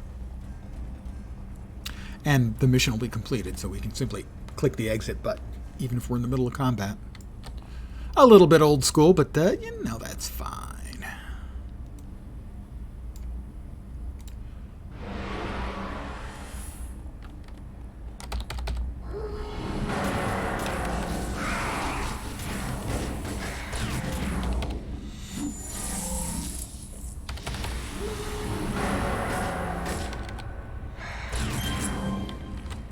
Got her. But these ones seem to want to fight. And who am I to say no to a fight? I am. And, of course, because I'm the hero, they're applauding for me. Thank you. Thank you. Please. Please. Keep it coming. Thank you. Thank you. It's well deserved, I have to say.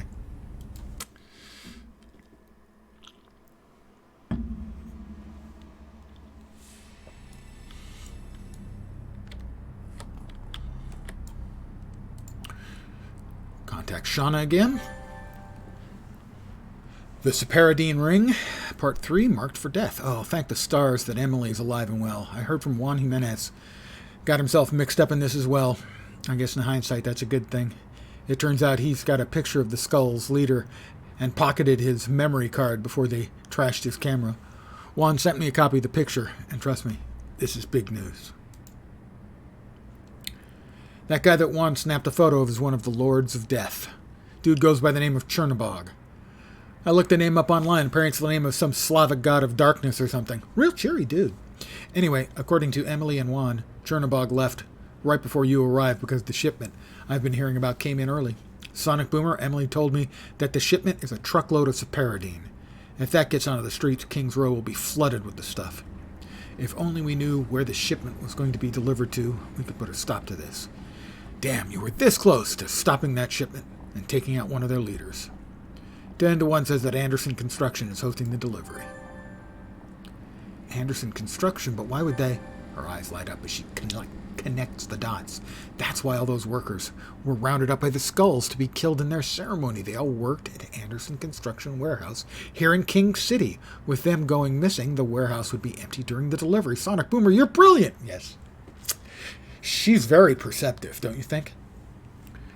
We've got to hurry and bust that delivery before it's too late. That Separadine hits the streets, there'll be no way to stop it.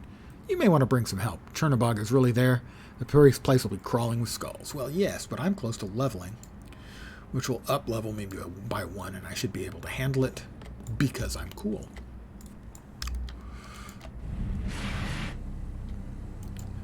After all, I am the Sonic Boomer.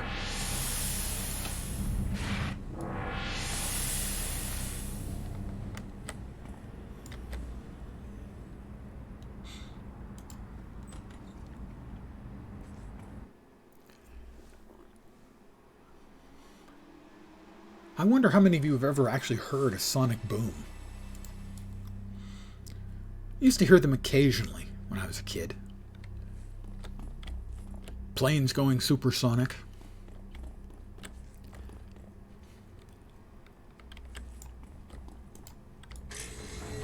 long time ago they sort of made that, or perhaps the Air Force decided it was bad publicity and they stopped doing it in sort of populated areas.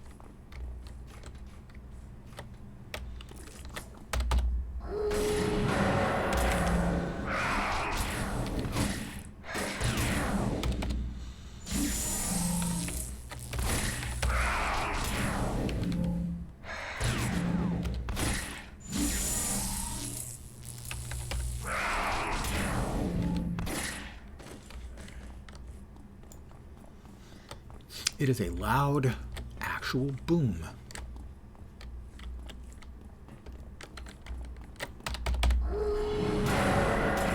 When a plane goes supersonic.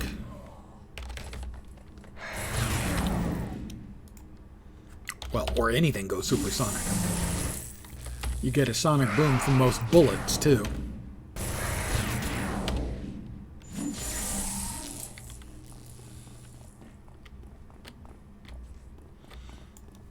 Homeowners Association are more powerful than the Air Force. Well, I think we can agree on that, yeah.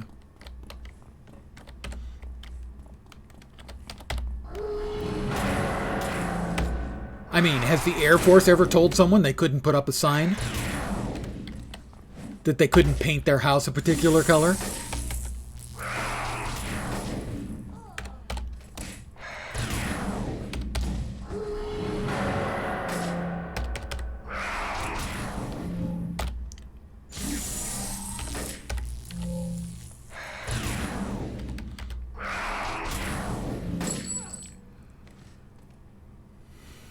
I'm not sure we're going to get to the level before we get to Chernobog.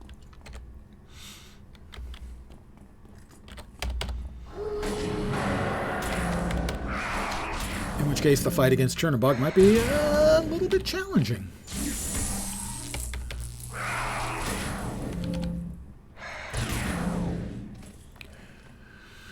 But I definitely have not heard a sonic boom in a very long time.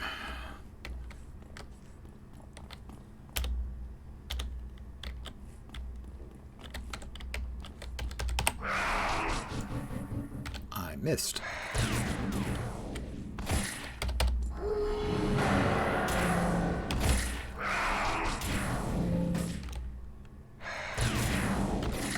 But I do remember from my youth in the San Francisco Bay Area's East Bay, when I was like 8 or 10, so a very, very long time ago indeed.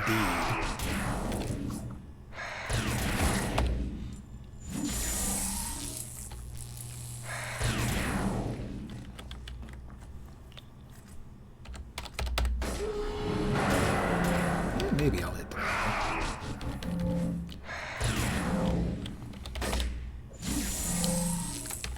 I think I will, actually.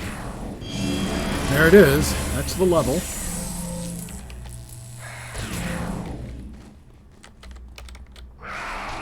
But I think the buffs will run out by the time I get to Chernobog, so I may have to chug-a-lug a bunch of my inspirations.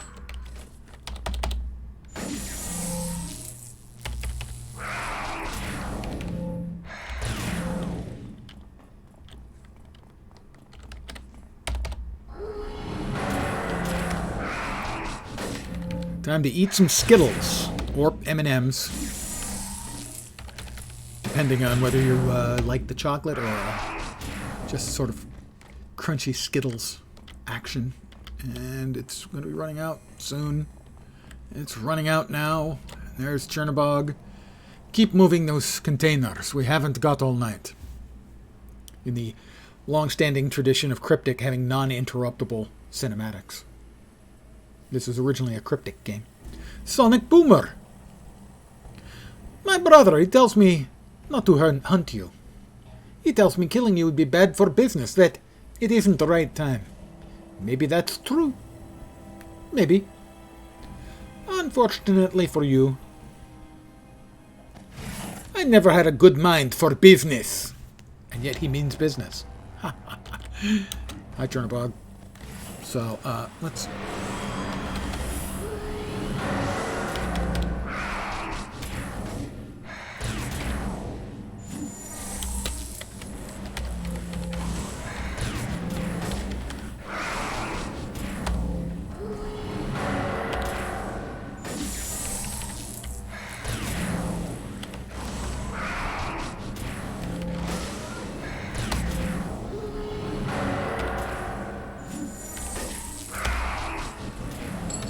Got him. More reward merits. Bump. Chernobog is defeated. Once again, my Russian accent. Bad Russian accent. Triumphant.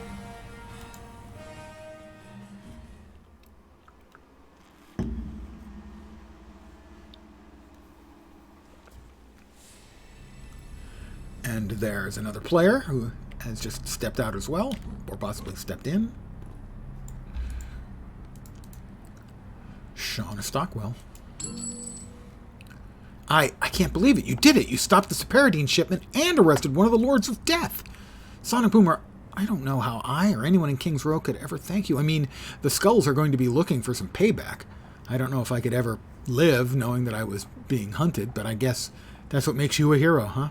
Hey, I got an email from a guy who claims to be Eagle Eye of the Regulators, the supergroup who cracked down on drugs throughout the 1980s.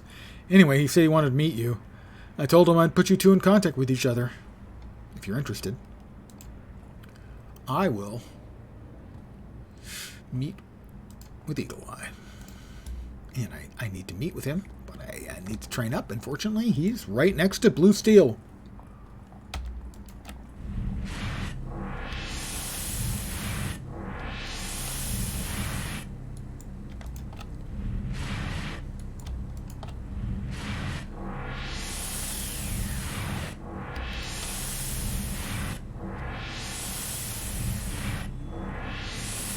Blue Steel.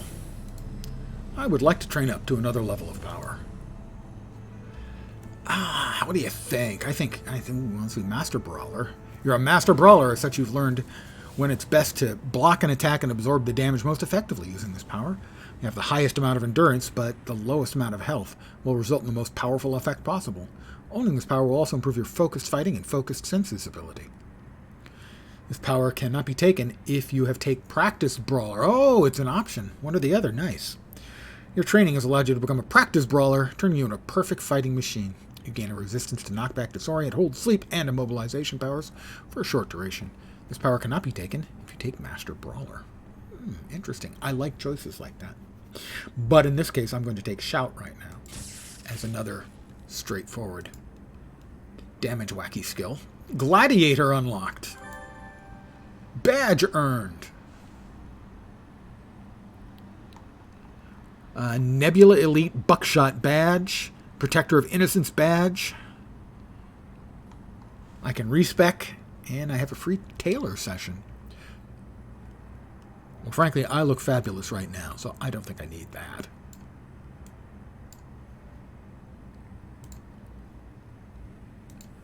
I mean, that is just one good-looking fellow. He really could use a pair of glasses, though. I think that would really, solidify the look.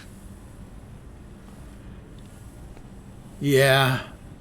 Handsome. Suave, sophisticated.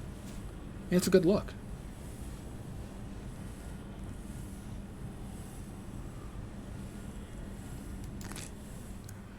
Eagle Eye's just over here. Oh, but we can also throw...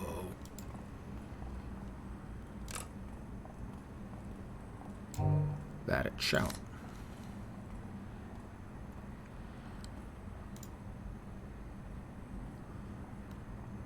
Yeah, we'll just go ahead and sell all of the enhancements.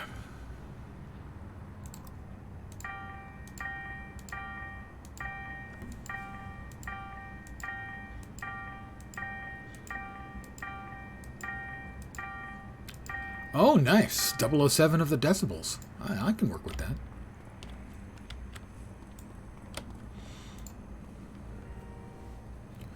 I've read about you, Sonic Boomer, especially with the work you've been doing in taking the fight back to the Skulls and putting down their Separadine operation. I have to say I'm impressed.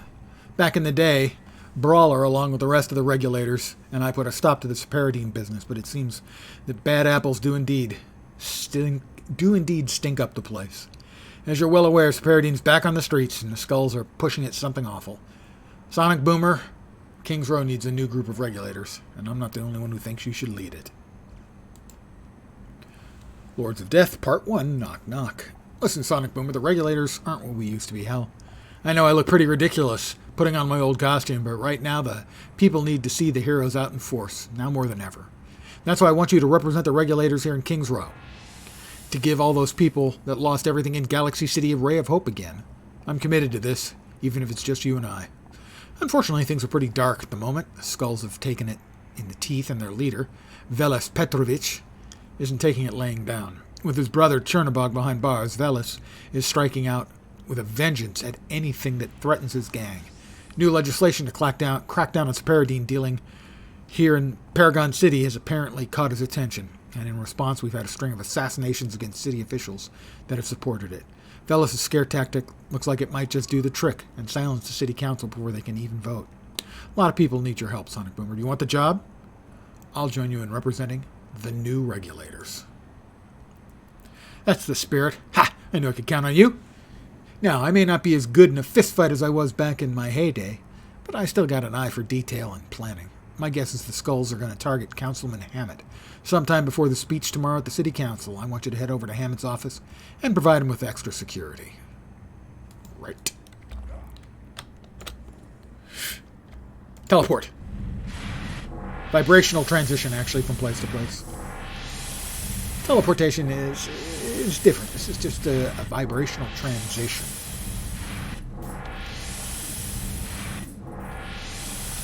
More ad hoc, gobbledygook double talk to explain my superpowers.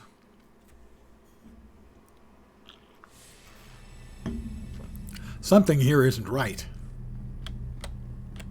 Possibly all the prone bodies of the police department and mob goons laying on the ground.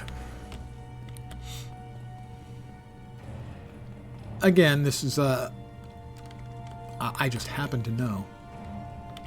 Through my sources, you understand.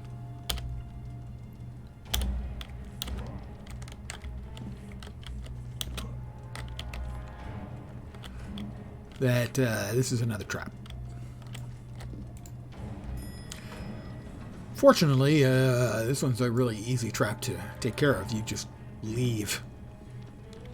You run by everyone who wants to beat you up or shoot you. Or shoot you and then beat you up. Or shoot you, beat you, kick you, stomp you. Use harsh language against you.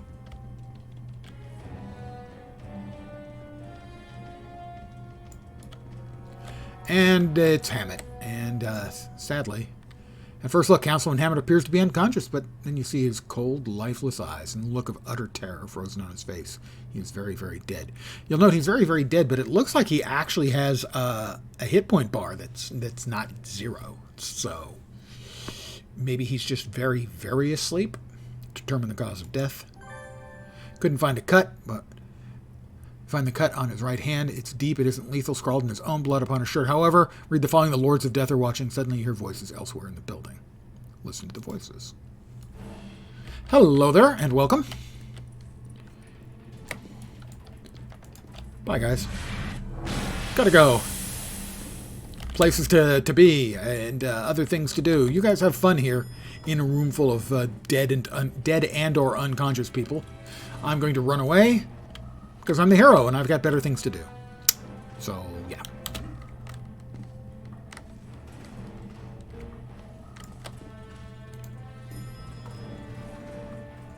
He who fights and runs away lives to fight another day.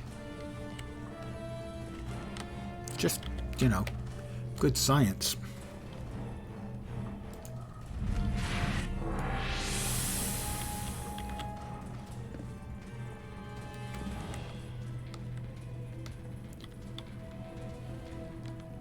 They have the official license from NC Soft. They absolutely do.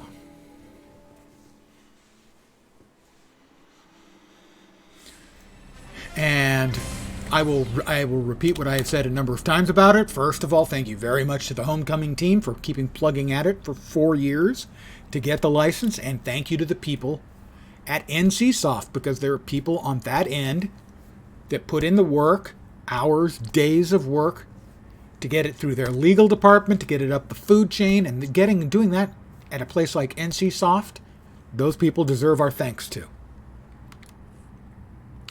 Well, now you can play it completely free and clear and legit and all that stuff. Not only that, they've made additions to the game. So not only do they have the license, there's additional stuff. They've added power sets. They've added archetypes to the game. They're continuing to add new content. The next patch is going to be going to beta soon. And they have multiple new power sets. Sure. Give me just a sec here. CoH, Homecoming.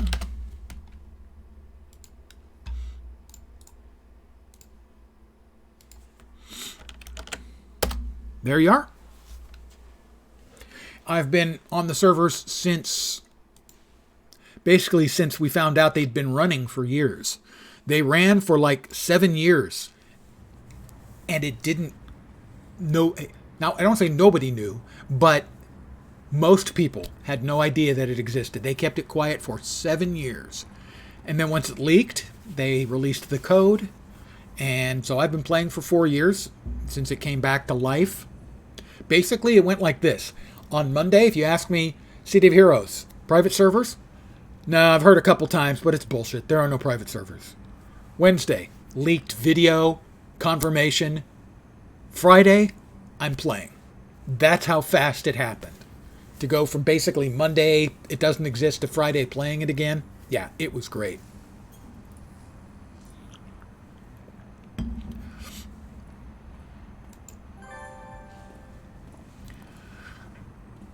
Don't beat yourself up about it. One sec. I need that back. You did everything you could with the information we had. Now we have more information. The assassin was almost certainly a member of the Skulls. However, what's concerning is that the family is involved. Sonic Boomer, I've learned over the years to trust my instincts, and my instincts are saying that there's more to this than the family is letting on. Yep, snitches get stitches, and that's the truth, but I don't want to continue with that rhyme. Listen, I've got some old contacts that keep tabs on the goings-on inside the family. I'll talk to them, see what they know. In the meantime, I've narrowed down the most likely target for the next assassination attempt by Veles' assassin. Councilwoman Simmons just finished a press conference demonizing the Skulls for their assassination of Councilman Hammett, and now she's vowed to take up Hammett's work and make sure the Skulls are brought to justice for their crimes against Paragon City. She's painting a bullseye right on her own forehead. You knew they were doing unofficial servers with NCSoft getting official license. I'm kind of sure it's not a scam. Yeah, no, I understand. A lot of people did not want to play on a private server. A lot of people are very uncomfortable playing on a private server. And so I can understand, making the decision that unless it's officially sanctioned, like Project 1999 for EverQuest, that you're just not comfortable. I completely understand. I get it. But now, that's not a problem. By the way, NCSoft, WildStar next, okay? Please? Please? Oh, I've got a friend who wants auto assault back. So, WildStar first and then auto assault. Also, I understand some people would like Tabula Rasa back.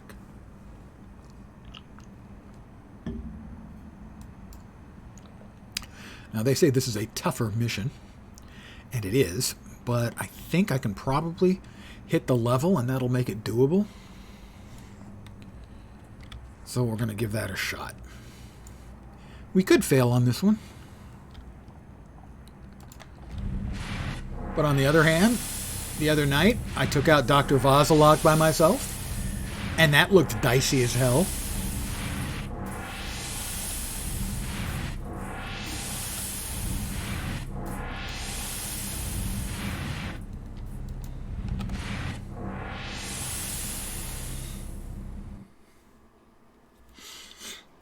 Yeah, so, a lot of people were leery of it because, it was a private server. I myself am I'm not comfortable playing on a private server of a game that's still live. So, for instance, I personally am not comfortable playing on... I can't remember the name of the server. There's a Lord of the Rings private server out there that is in beta, I guess. And I'm just not comfortable playing while the game is still live. A private server of a dead game, I have much, much less issue with. And so for me, at present, I have City of Heroes. I have 4 different iterations of Star Wars Galaxies. I have Return of Reckoning, which is the Warhammer Age of Reckoning private server. But I completely get why some people are not comfortable. Like I said, I'm not comfortable with them if they still have live servers, so...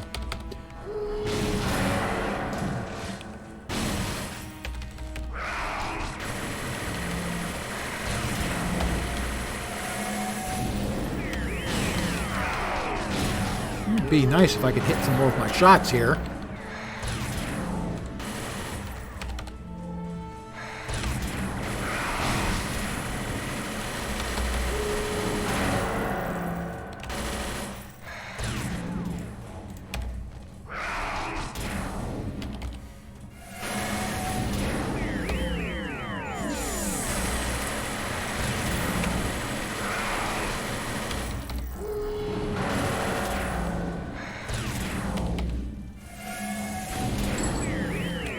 I'm going to take a moment to take a knee.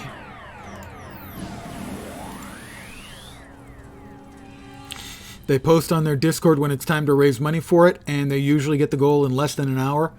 I know, certainly, when they first started, it was very fast. Less than an hour to get the donations for the server maintenance. It has changed. It's gotten to be a few hours now, but still, I think that shows they have a very, very loyal community willing to throw in a few bucks for a game they love, and that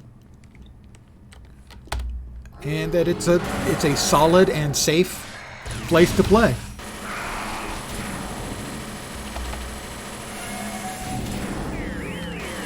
Now, for a while, they asked us to stop streaming it. So for about a year and a half or so, I didn't stream City of Heroes. But, I don't know, maybe a year ago, they said, or a year and a half, they said we could start streaming it again. And so I did. When they announced that we could start streaming it again, I kind of took it as the kiss of death for them ever getting the license. I assumed when they asked us to stop streaming it, okay, they're talking with NCSoft, and as a good faith gesture, they're asking us to not stream. I was fine with that. When they said we could stream again, I assumed that meant, oh, great. So I guess we're never getting the officially recognized server then. But I was wrong. And so when they announced it,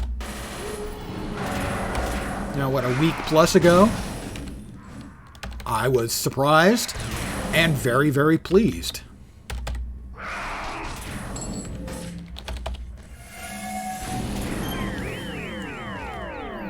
Yeah, I played for one night. I streamed on another server because it was my anniversary of when I started streaming.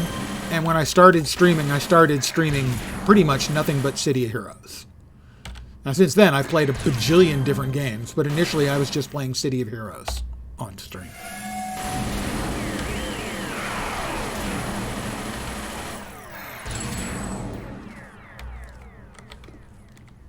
Bajillion is the official number, by the way.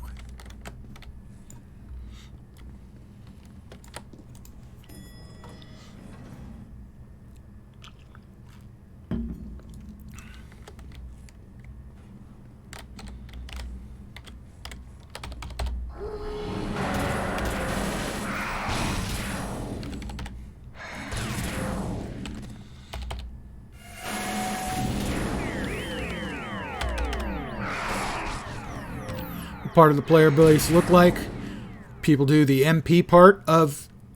Oh, you mean the RPG part? Or the MP? The MP multiplayer? I mean, a lot of the endgame stuff that's done is multiplayer. I myself mostly still solo. So I can't accurately describe how much, but for instance, the other night, one of the Ricti invasion events, multiplayer part. Okay, yeah. The MM part, the massively multiplayer. I was just running around and there was a Ricti event, and I don't know, there was a dozen of us or more, maybe even 24, in a cluster fighting in, frankly, standard City of Heroes, City of Villains method, where it's a bunch of people clustered together, heals, buffs, debuffs on the mobs, area effect damage, and an enormous clusterfuckery of visual effects. So certainly, yeah, there is still a large and active multiplayer part of the community. Saw the video on YouTube for new players. Still got to watch all, but it was nice to find you on here today. Well, thank you very much, first of all. Thanks for watching on YouTube. Thanks for coming by. I really appreciate that. Still trying to get the hang of it. It is an older school game, and so if you haven't played them, and most of them would be very different from one another, there are a lot of little changes and things that don't work the way you expect them to, and you'll have to be patient with it. What I've seen, it looks like the Brutes and Sentinels are two archetypes people say are best for new players. I would agree with that. I'm playing a Sentinel right here. They have good survivability and good ranged damage, and the Brutes are similar, good survivability, good melee damage. Is there a power set that happens to also be a great combo for new people? I think it would kind of going to depend, assuming you're playing one of those, either an additional, either a tank for a Sentinel, I would think, or a range, like maybe a blaster for a Brute would be a good combo. Obviously, anyone who's going to have some heals is going to help with that. So maybe a defender, and masterminds are good too. So masterminds, my understanding, have, it's been a while, I think have the highest skill cap in the game. I'm not sure about the floor, but they can be a blast. Task forces are like raids, that's my understanding, yep. Yeah, task forces like raids. There is PvP, I have no idea as to how active it is on these servers. Biggest adjustment, getting used to the UI. Yeah, there are parts of the UI. For instance, if I had one thing I could ask them to do, it would be to make escape close windows. To give us a keybind for closing windows would be great. They do have a PvP zone, maybe more than one, not sure. I don't PvP either. And main masterminds. Yeah, masterminds, the general consensus from players who played a lot of masterminds when the game was live was that mastermind is the best pet class in any MMORPG. Talking more, if you happen to pick a Brute or Sent, what are good powers to pick? Yeah, a lot of them, a lot of passives is obviously good. For instance, I'm currently running 2 toggles, and as you level up, the more toggles you have on, obviously, it puts more stress on your endurance. So that can be, from micromanagement requirement, a little more difficult. But basically, any of them, any of the secondaries, should be reasonably good. A lot of times, my suggestion would just be go with the thing that sounds the funnest. But certainly, I do agree that there is an advantage to having the automatic powers, is what they're called. They'll show up as like having an A. If you were to look on them in the powers list, they would have a little A on them, on the icon, because they're automatic and they're always on and they don't cost anything. So I can certainly see that is an advantage for a first-time player in that it's always on. You don't have to think about it or worry about it. Highly recommend joining the official Discord. A lot of people to help, and they do have builds in the channel. I've had the Discord up. I mostly just keep it up so that I can have any kind of announcements available. But yeah, if I ever got like seriously and wanted to get even more deep into the game, I would say that the Discord is probably an extremely good idea. Ended up making Street Justice. I have a Street Justice character. His name, And I think it's my favorite name of all time. His name is Flex McGristle. I'm so proud of that name. I am disgustingly proud of the name Flex McGristle.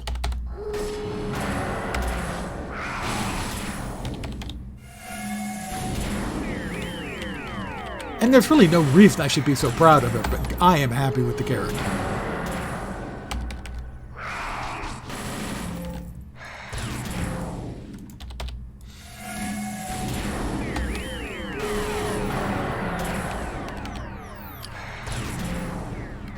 Well, one of the great things about the game is how alt-friendly it is.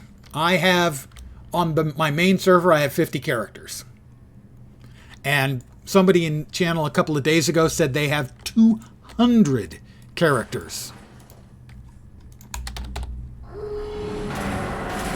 And for me, it's really easy to, come up with a goofy idea for a character, and off I go.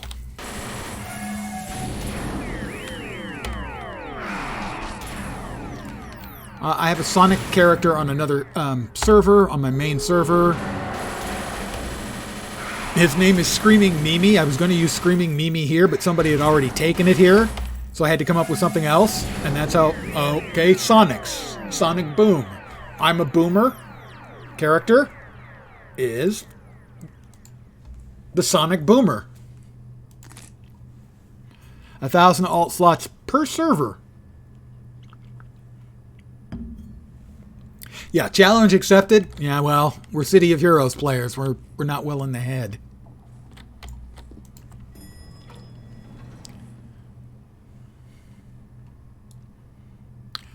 Plus, we evidently have at least 2 more power sets coming in the next patch.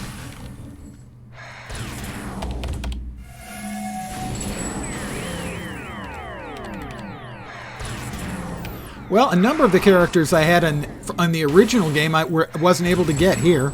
Most of them I was.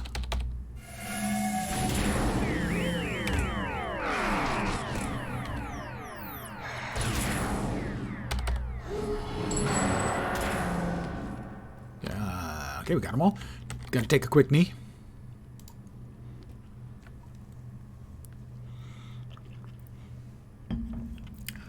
Let's see, as far as the masterminds go, I've got, I've got Steve Constantine. He's a demon summoner. He's John Constantine's cousin. I have Ernst Stavro Blofeld for mercenaries. I have Ed 309 for robots. And I have Baron Epitaph for undead. I have to stop myself from making other characters. Going to try to see how far I can take this guy solo. Heard it's easy to over-level zones with the XP boost, and God, I'm looking forward to not to use that and enjoy the story the first time through. I will also, just so you know, I find this very helpful, is that if you're playing for story, you can run into some instances that can be very, very difficult. So I do have this one hint. If you note down here, I'll just show you, whoop, there's the chat. There's this chat bubble right here. And there are a lot of options in here for things like emotes and actions and music and stuff. There's also one for setting notoriety. What that does is it sets the effective level of the mobs in any instance you go into, at least solo.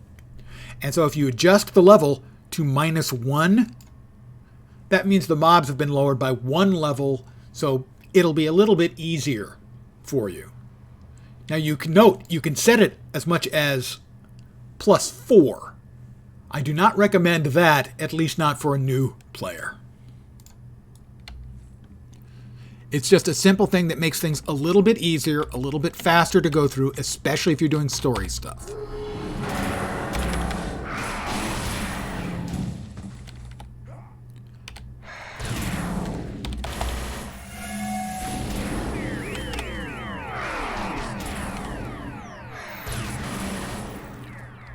Pew, pew, pew, pew. Hi, guys.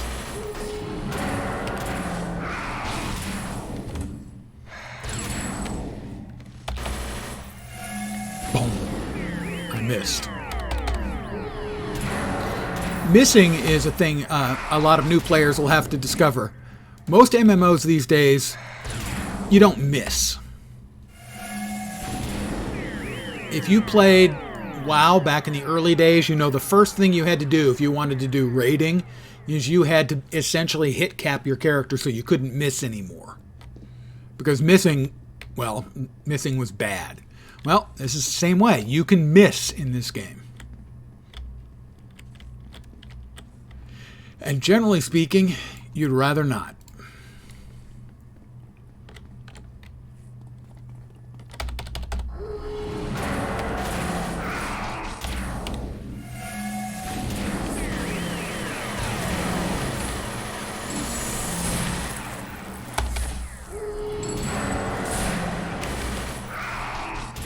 Yep.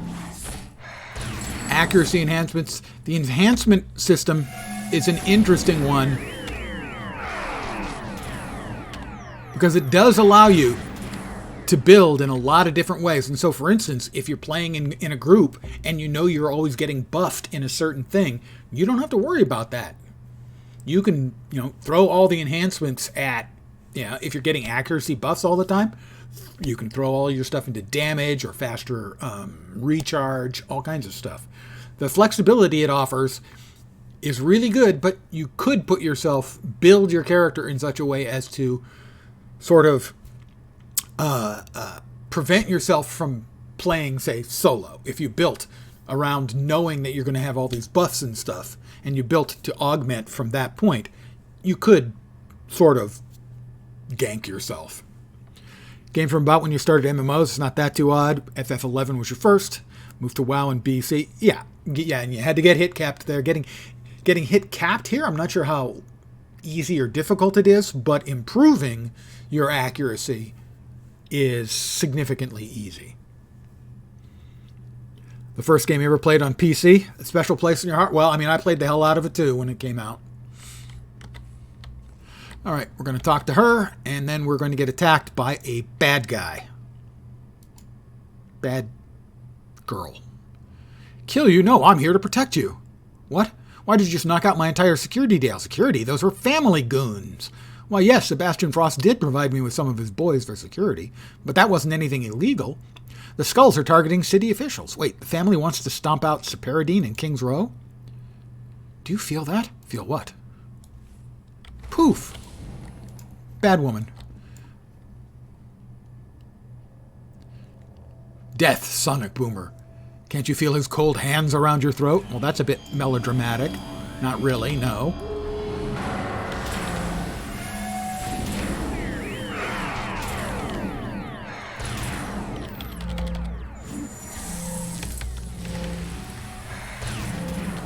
Well, she's going to miss all of her shots at me. It's going to be an easier fight than I was expecting. She vanished. Chicken! Found out what a graphics card was? Yeah. Hey, I had, what was it, 3DFX? Didn't they have the graphics cards? I'm old. I don't know what to say. Start at the beginning. Frost came to me with a very sensible proposal. He wanted to clear his family name of the stain his father had put on it all those years ago, the link between his family and the street drug called Separadine. I wanted to believe that he was doing it for the good of Paragon City, but deep down I knew he wasn't. Keep going.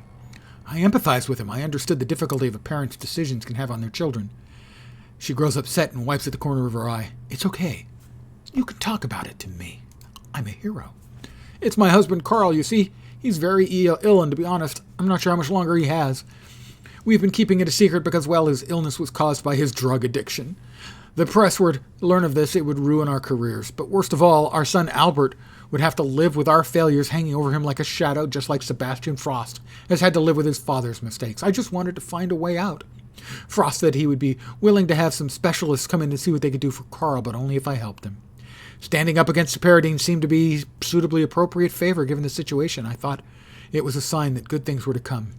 I know it was a bribe, but I was thinking of my family. I understand. Your secret is safe with me. I am, after all,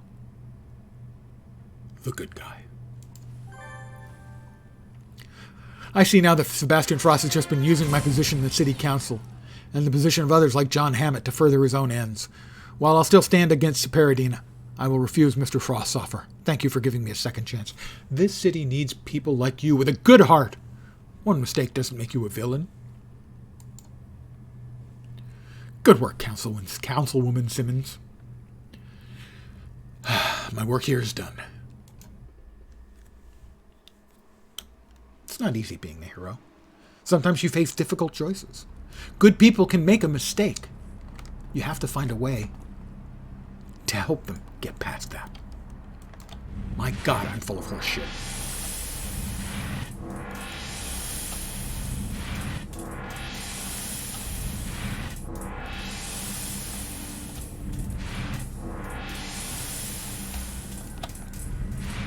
I get turned around. Am I facing in the correct direction? Now I am, yeah.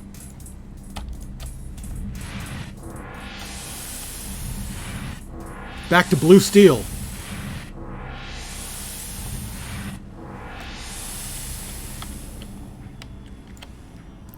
Because I hit another level. Good to see you in King's Row, Sonic Boomer.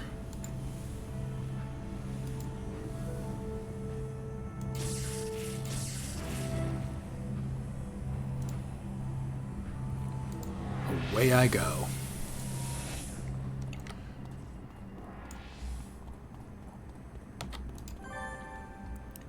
Clue found. Things are definitely getting interesting. I learned from my contacts that Frost and his family have been meeting with city council representatives for the past few days, trying to drum up support to fight Paradine, all in the name of clearing his family's good name. Apparently the Skulls have told Frost and his family to find someone else to peddle their drugs for them, and the Skulls have found their own way of making Paradine, cutting out their reliance on Frost and his suppliers.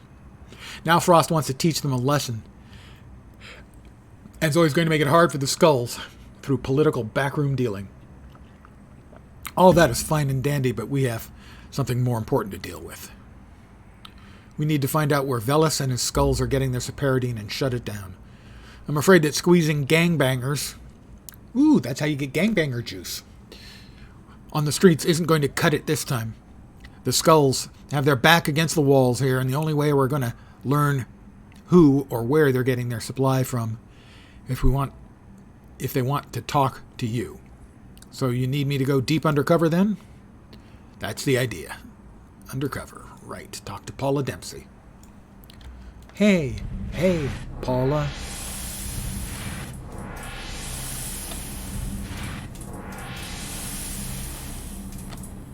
Hi, Paula.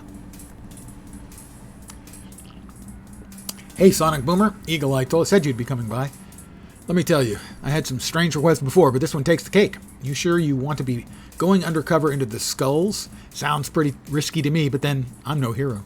Here's your disguise.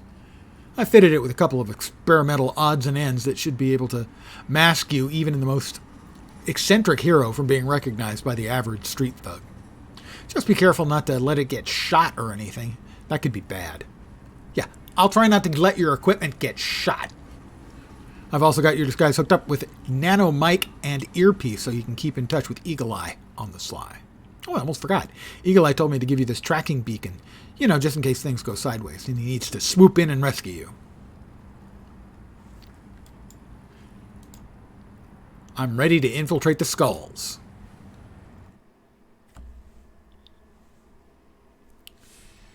After a few days masquerading as a Skull, you find its hideout. Someone here is bound to know a thing or two about Velis and this Paradine lab. By the way, you'll note I have an entirely new hotbar. In Lord of the Rings Online, this would be called session play. It's where you play as somebody else. You have different skills. In session play in Lord of the Rings, for instance, there's one mission, one quest, where you play as Boromir. And when you play as Boromir, the Fellowship's names change. Aragorn is Aragorn. Frodo is the Ring Bearer. Sam is the Ring Bearer's servant. Pippin and Merry are that hobbit, or that halfling, and that other halfling. And then Gimli and Legolas are the dwarf and the elf. Hey, what's the hurry, Chief? I want to go upstairs. Nah, only fighters competing to become a Bone Daddy or Death Doll get to go upstairs, and you don't look like one of them. Not yet, I don't. All right. I'll let Bone Dust know you got some fresh meat coming upstairs.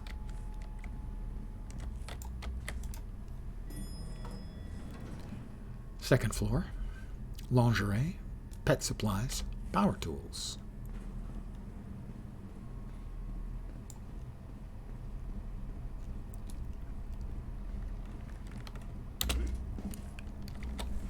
Is this Glee Club practice?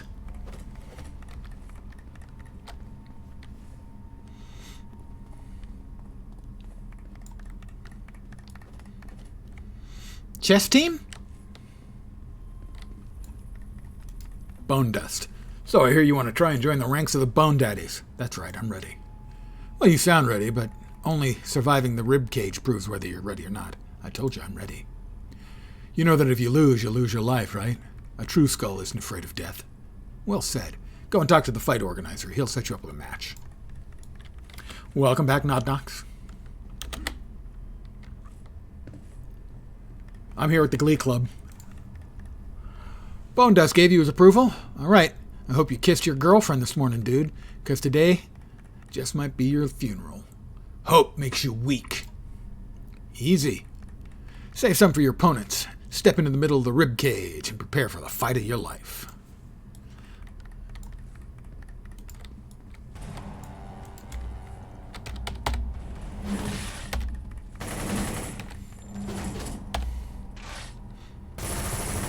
Not much of a fist fight if you get guns, but all right. Oh no, not now. This is coming from outside. The PPD are swarming the building. You're in. You have to get out of there. This is the Paragon Police Department. We have the building surrounded. What the? It's the police. Come out with your hands up, and this can all end peacefully.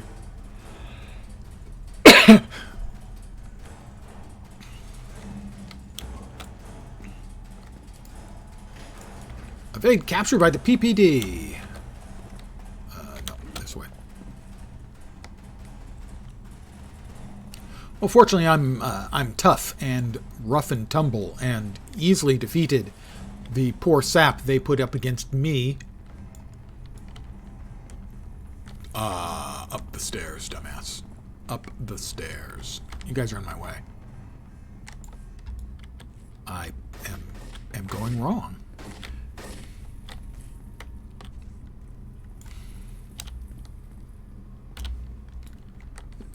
I'm still going wrong. I continue to go the wrong way. Never had this problem before. It's performance anxiety. Here, I think. Yeah. There we go.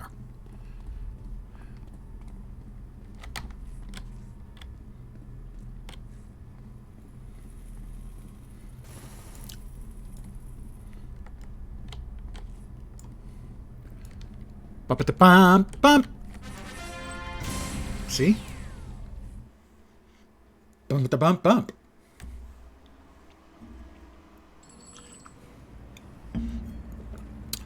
I found a recipe. I hope it's chili.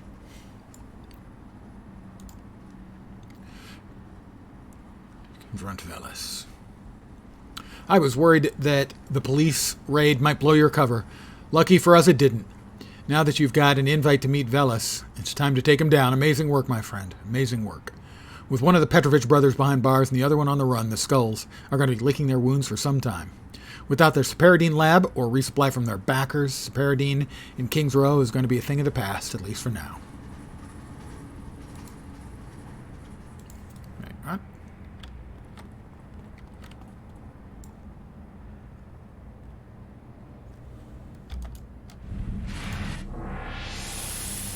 Ah, that's the Veles mission, all right.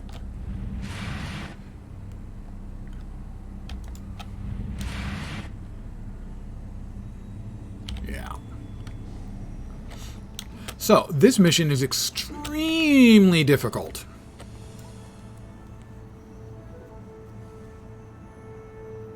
No, it's not this one, it's the next one. So we can do this one.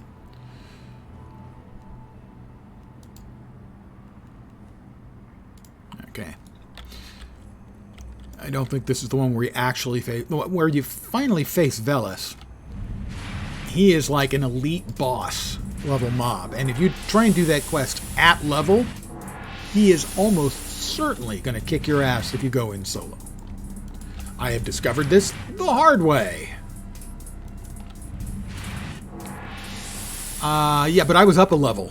And maybe even 2 by the time I got to him. So this isn't the actual fight with Veles. This is where the skull said Veles was hosting a rave. Time to crash the party. Well, I am a party pooper.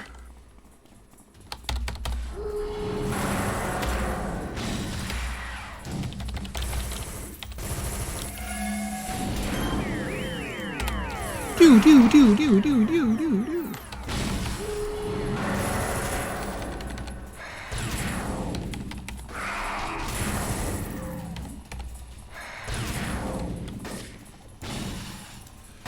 Another batch? Do we really need additional friends? I don't think so.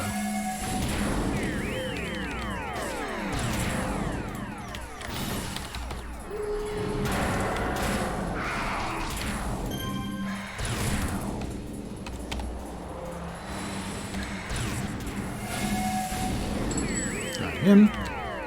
We got to take care of the lieutenant.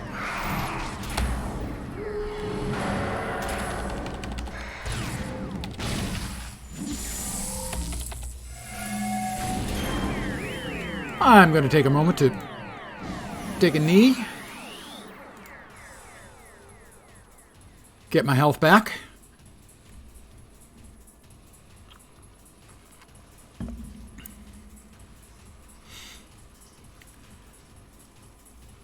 Well, it is a officially licensed and recognized fan server now. If you loved it then, you can play it again.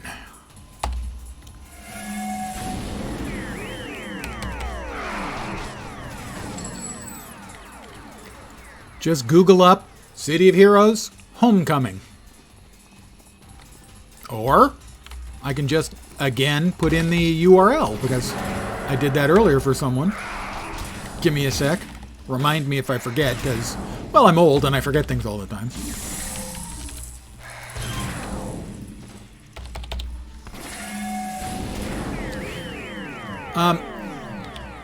You should know that this was from leaked code for the from the test server for the patch that was never released when they canceled the game.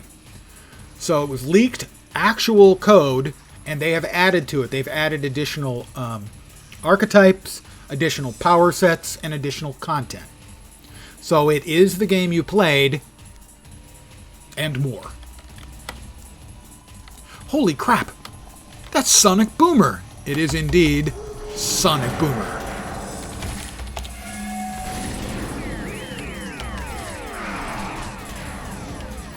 They got the official licensing to become an officially recognized fan-run private server, or no longer private server, public server, from NCSoft like a week and a half ago.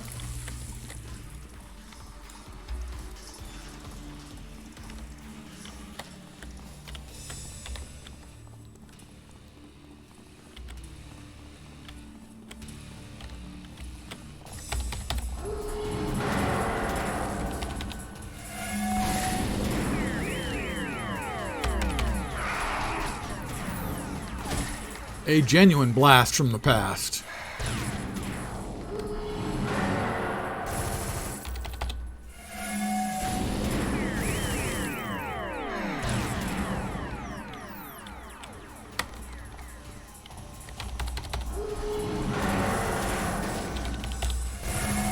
I've got to say, I'm not impressed by the Skull's dancing technique.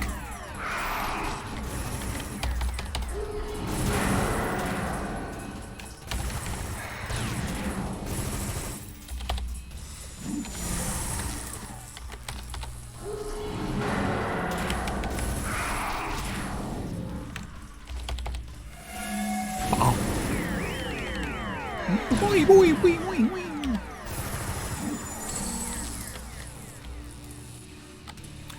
We have a problem.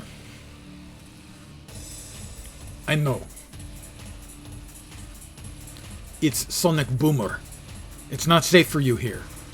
Life isn't safe, little sister, but your concerns are much appreciated. Tell Backbreaker to lock up the warehouse after we left, and shoot anyone who tries to leave. It shall be done. Mr. Atta, if you'll accompany me, I believe you wanted to see my lab. Yes, Atta want very much.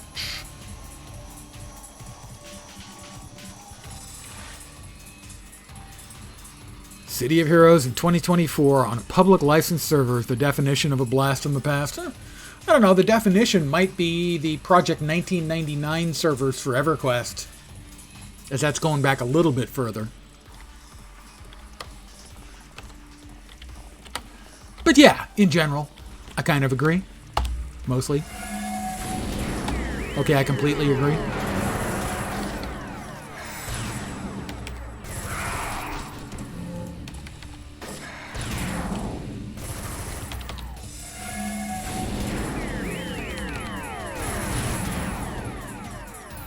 Well, it's funny. The released, publicly available numbers show that they make more money from EverQuest than they make from EverQuest 2.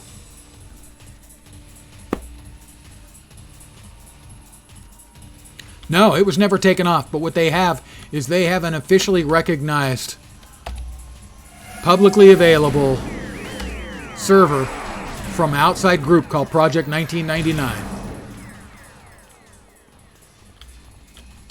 But it is certainly funny that they make more money from EverQuest than they make from EverQuest 2.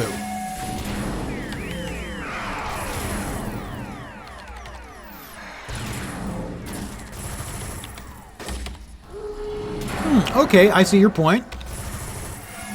It's true, if they never really left, is it a blast from the past? Or a question for the philosophers.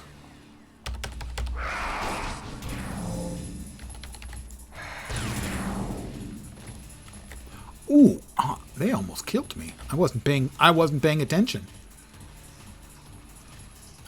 I should pay attention.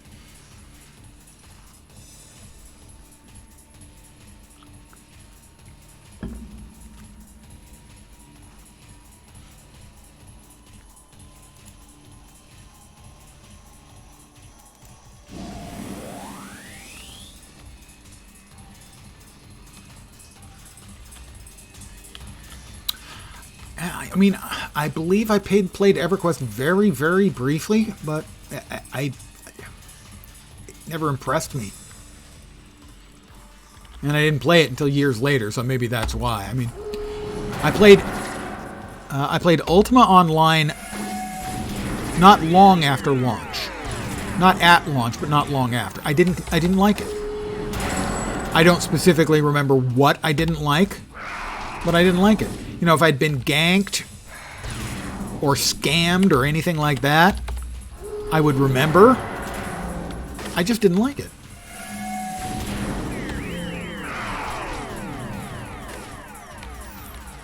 Now, the first game that got my attention, that pulled me in for any length of time,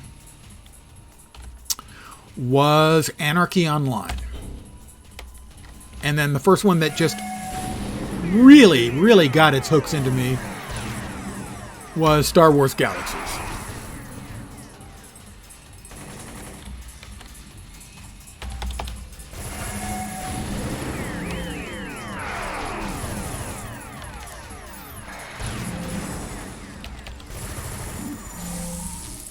Basically, after Star Wars Galaxies, yeah, I was an MMORPG player for life.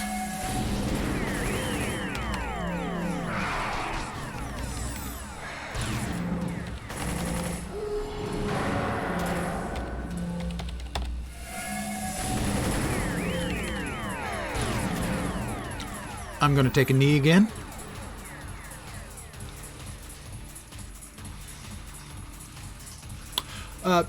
I would say that nostalgia is one reason people would be playing EverQuest, the original. But also, I think for a lot of people, They're doing it for the social thing. They have friends who they play it with all the time, and that's what makes the game for them. I think that's true for a lot of MMOs, is that, if you're playing with a group, as a whole, generally speaking, the game's more fun, even if it's an older game, or maybe even more if it's an older game. Because in the older games, you were a lot more reliant on group play.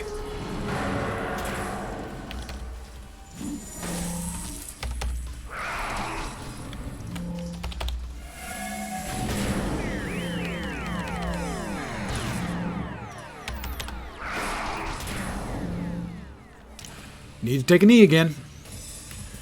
Just realized you've been watching for like an hour and forgot to follow. Oh. I haven't gotten any announcement yet.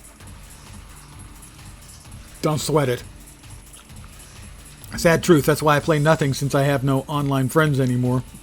I have a lot of online friends, but most of them can't play. They don't have the time anymore. My old WoW buddies, they all have kids now.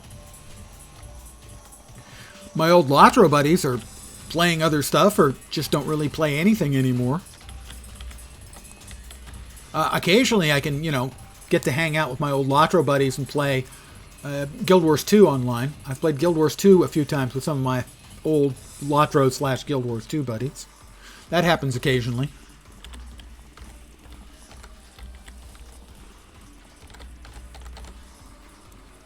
Defeat the door guards, rescue the ravers. I think I'm going to go up above first and finish off the guards up there, because otherwise I can have too many mobs aggro at once. Kids are on the cusp of being autonomous, so you've nothing but time. Time to get them playing. If they don't.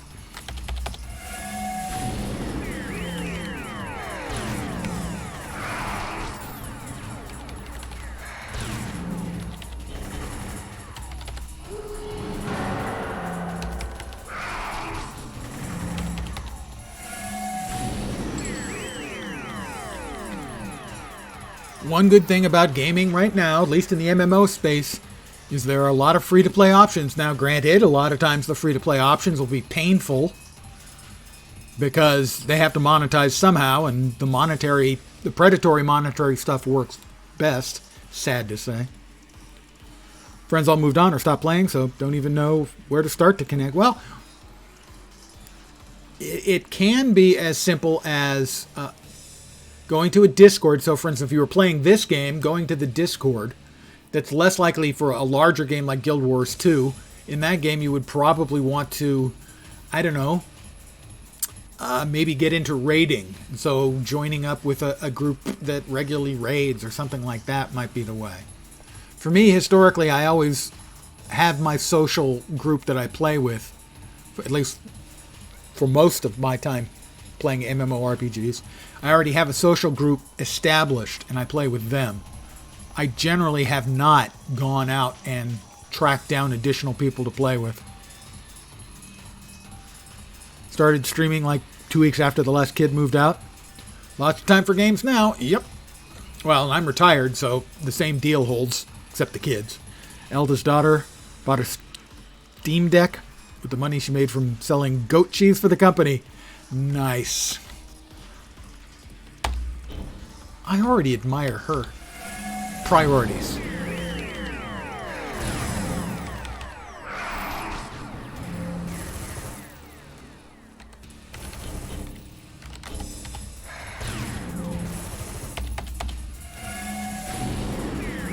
Yeah, as a retired guy, once I realized I wanted to try streaming, I figured I could afford to drop a few bucks in. So first thing I got was after I started, so I got a real mic, and then I got the Stream Deck.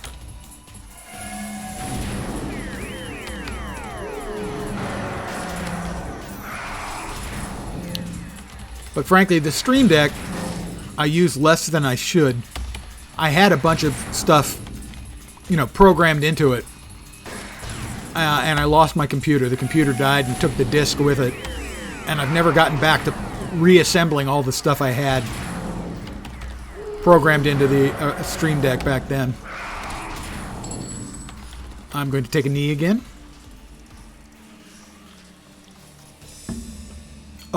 Steam Deck, not Stream Deck. Okay. Yeah, I'm constantly getting those two confused in my brain. I'll say Steam Deck when I mean Stream Deck, and vice versa.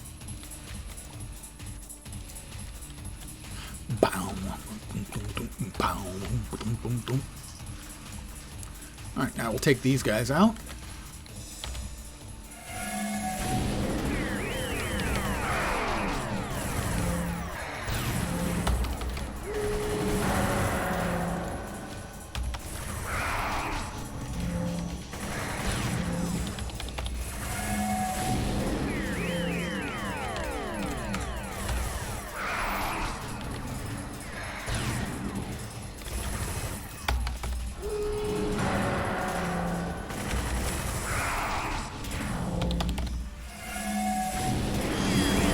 That's a level.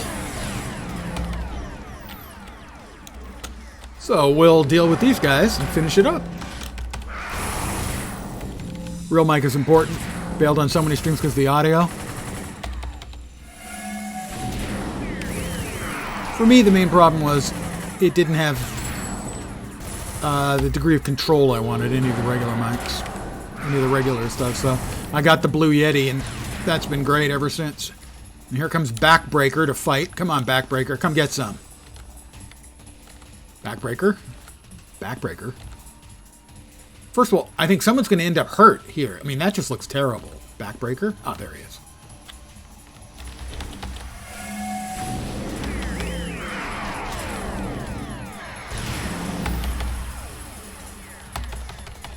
I'm held.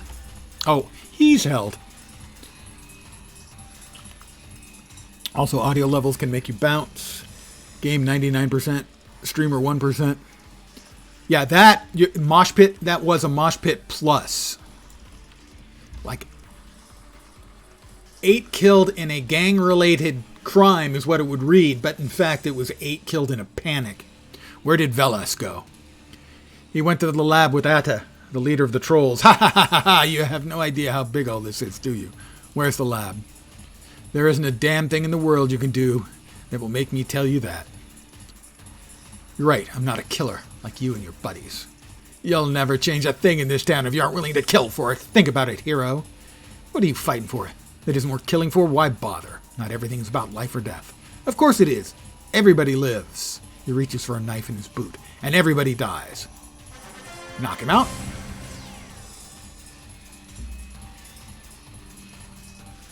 We exit. Up this evening with the peach iced tea. Not a peach fan, gotta say.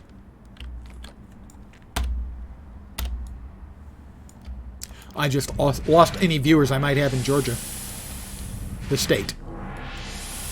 I don't know, possibly Georgia the Republic as well.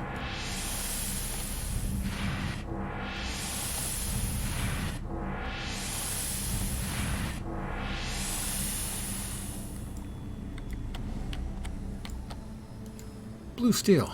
New level of power. Level 12. 12 levels. 11 levels tonight. Ooh, shockwave. You call forth a tremendous shockwave that knocks back foes and deals smashing damage in a wide area. Wide cone area. That actually sounds really good. Agile. That's a freebie, right? It's permanently on and increases your defense. I'm doing okay right now, offensively, I feel. A little bit more defense would be good. This improves your focus, fighting, and focused senses abilities. Power cannot be taken if you've taken practiced brawler. So this is a choice of master brawler or practiced brawler. Those things sound kind of similar. Is that a toggle? You're a master brawler as such. Those are recharges. Doesn't say it's a toggle. You've learned when it's best to block an attack and absorb the damage most effectively using this power. You have the highest amount of endurance, but the lowest amount of health will result in the most powerful effect possible. Owning this power will also improve your focus, fighting, and focus senses. Power cannot be taken if you have practiced brawler. What's the next one here? Siren send out a subsonic pulse which causes your foes to fall unconscious and take energy damage. Your foes will remain unconscious for a good while, but will awaken if disturbed. It's a sleep. The sleep component of the power is auto-hit against regular enemies, but a to-hit check is required against AVs and players, archvillains and players, as well as to make the secondary effects apply. That comes after Shockwave and or Amplify. Huh. Damage resistance only available as you lose health, but improves as your hit points decline. Power's always on. I think we'll go with Agile, because it's a freebie and it's always on.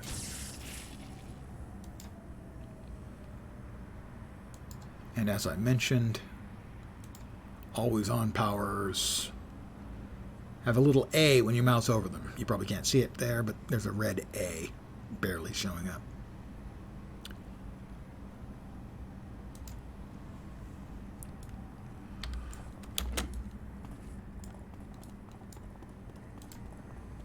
Confront Velis. Mission completed. Sonic boom. Boomer. What the? Your tracking device shows that you're at the Royal Refinery. What are you doing here? You planted it on one of the skulls to lead you to Velis and the Separadine lab? Dab, son. That's some smart thinking. The finale. Dance with Death. I will accept it, but I'm not going to do it. Like I said, it says right here, you might want to get some help on this one. Good luck. And that one is factual. If you go in on level, and right now the mission is 12, level 12. If you go on level solo, you'll probably get beat. As the boss at the end is an elite boss, and he is no freaking joke. So normally what I do is I wait. Because once you've accepted a mission, the level on it doesn't change. So I'll level up a couple of times, and then I'll go kick Velis's butt. Because he'll deserve it. Detective Becktrees. Oh, I think he gives you the radio. And the radio is a specific kind of simple dynamic mission system.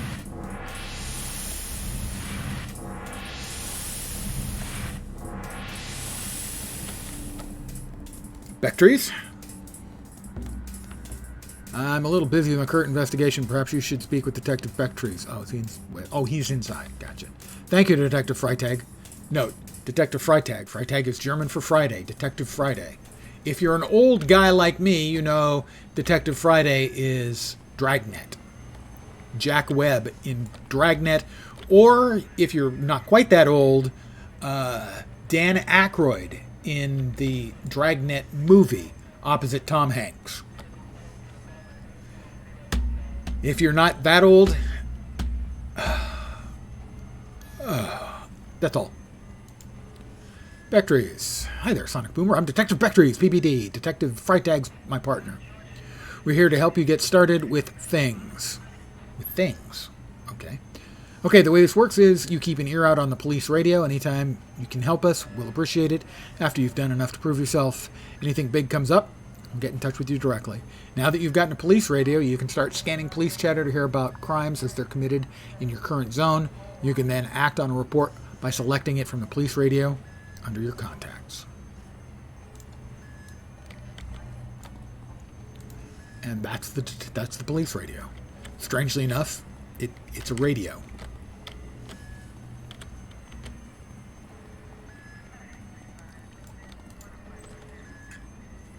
And they're pretty simple, dynamically generated missions.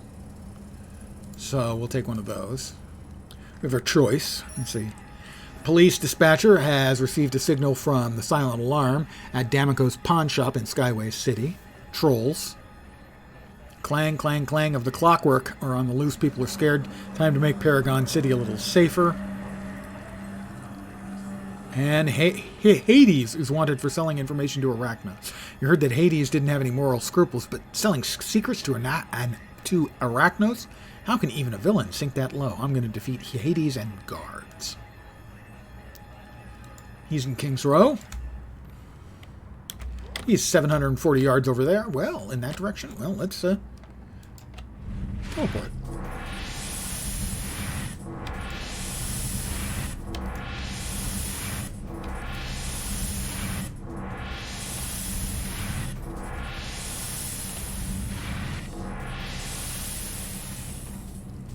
Ah, that's why I was taking so much damage.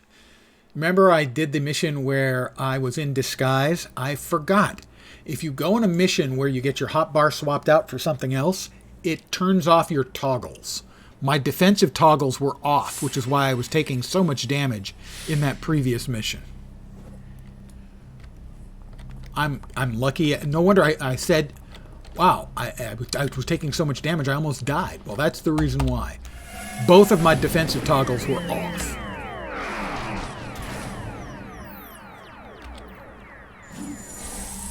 I do not recommend having your defensive toggles off. Just putting that out there.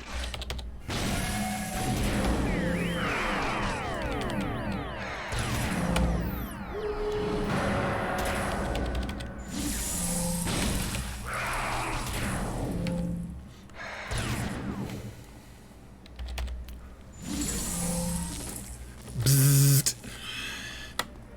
I gotta say, some of the gangbangers in the city really like dancing.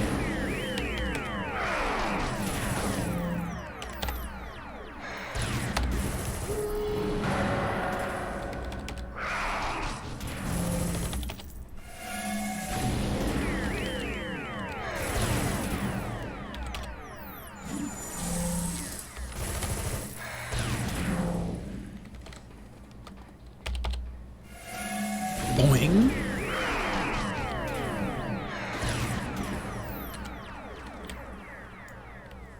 I am, however, now going through my endurance bar a lot faster because I've got two toggles on.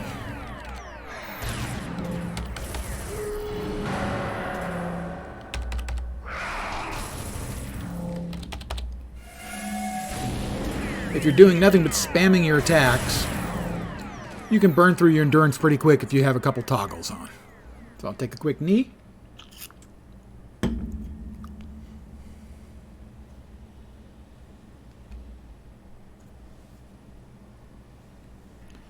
I've got my energy back.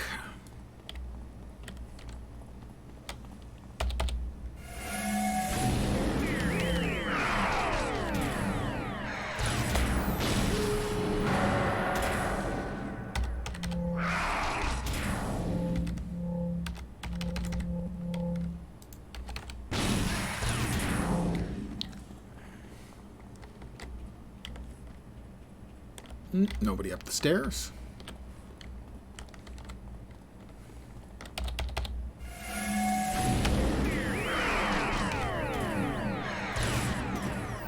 Got him. Hi.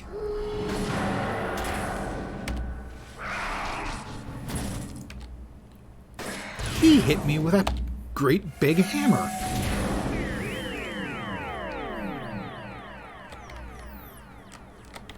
If he had a hammer, he'd hit a hero with it, evidently.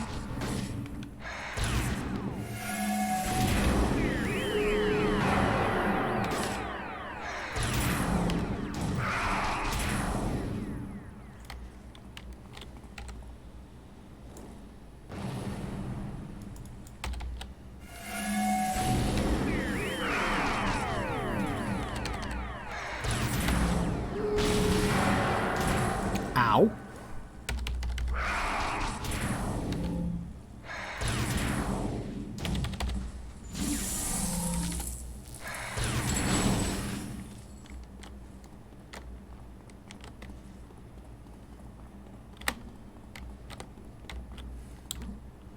Oh, okay, nobody up there.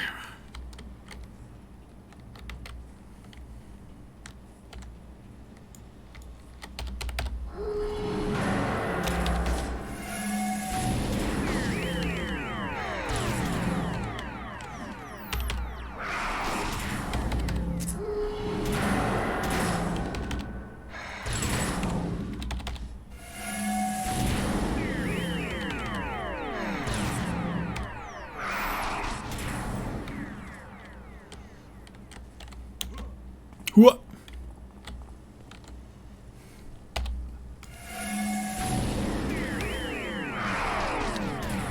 For a guy who's playing around with Molotov cocktails, he swaps over to his shotgun a little easily. I mean, you'd think you'd want to, like, throw a Molotov cocktail before you go to the shotgun.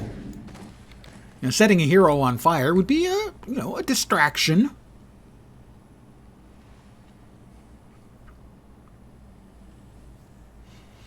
I mean, a hero like me, obviously I could put up with it because, hero.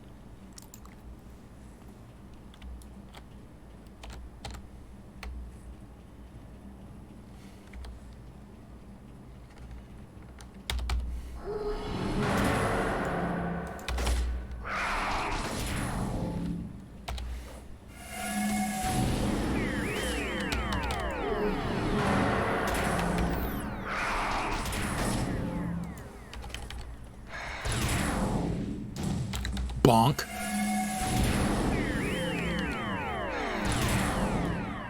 Alright, where's Hades? There's Hades. And his guards. I'm assuming that he just has the one guard.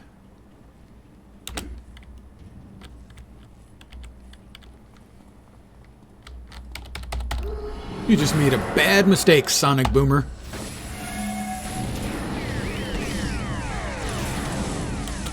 Yeah, well, I make mistakes. I'm not too proud to admit it. But what I'm not is a cheap, gang-banging goon like you, Hades. I have to defeat all of his guards, apparently. Think that's just 2 more. Not a big deal. But I gotta say, if they were guarding him, they didn't do a very good job. Oh, 3 of them.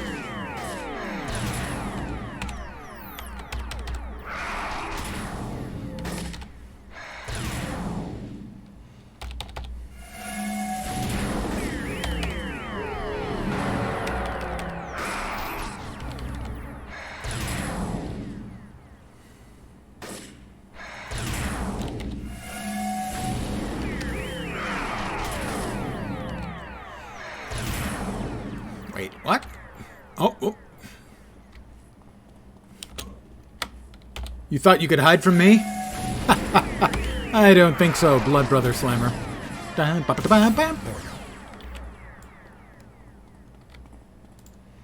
So that's the sort of mission you can expect from the police scanner. Straightforward, usually defeat all the mobs or find the boss and beat him or, click 4 glowies, that kind of stuff. Pretty straightforward.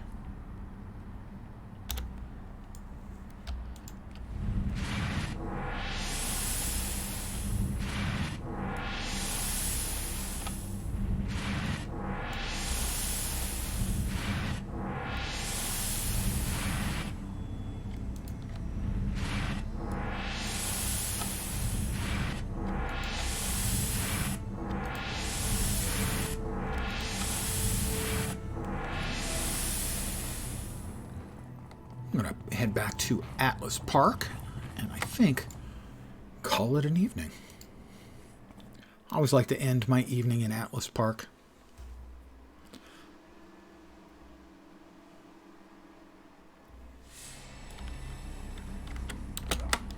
See how busy the server is in sort of an impromptu fashion by just checking to see how many people are running around in AP.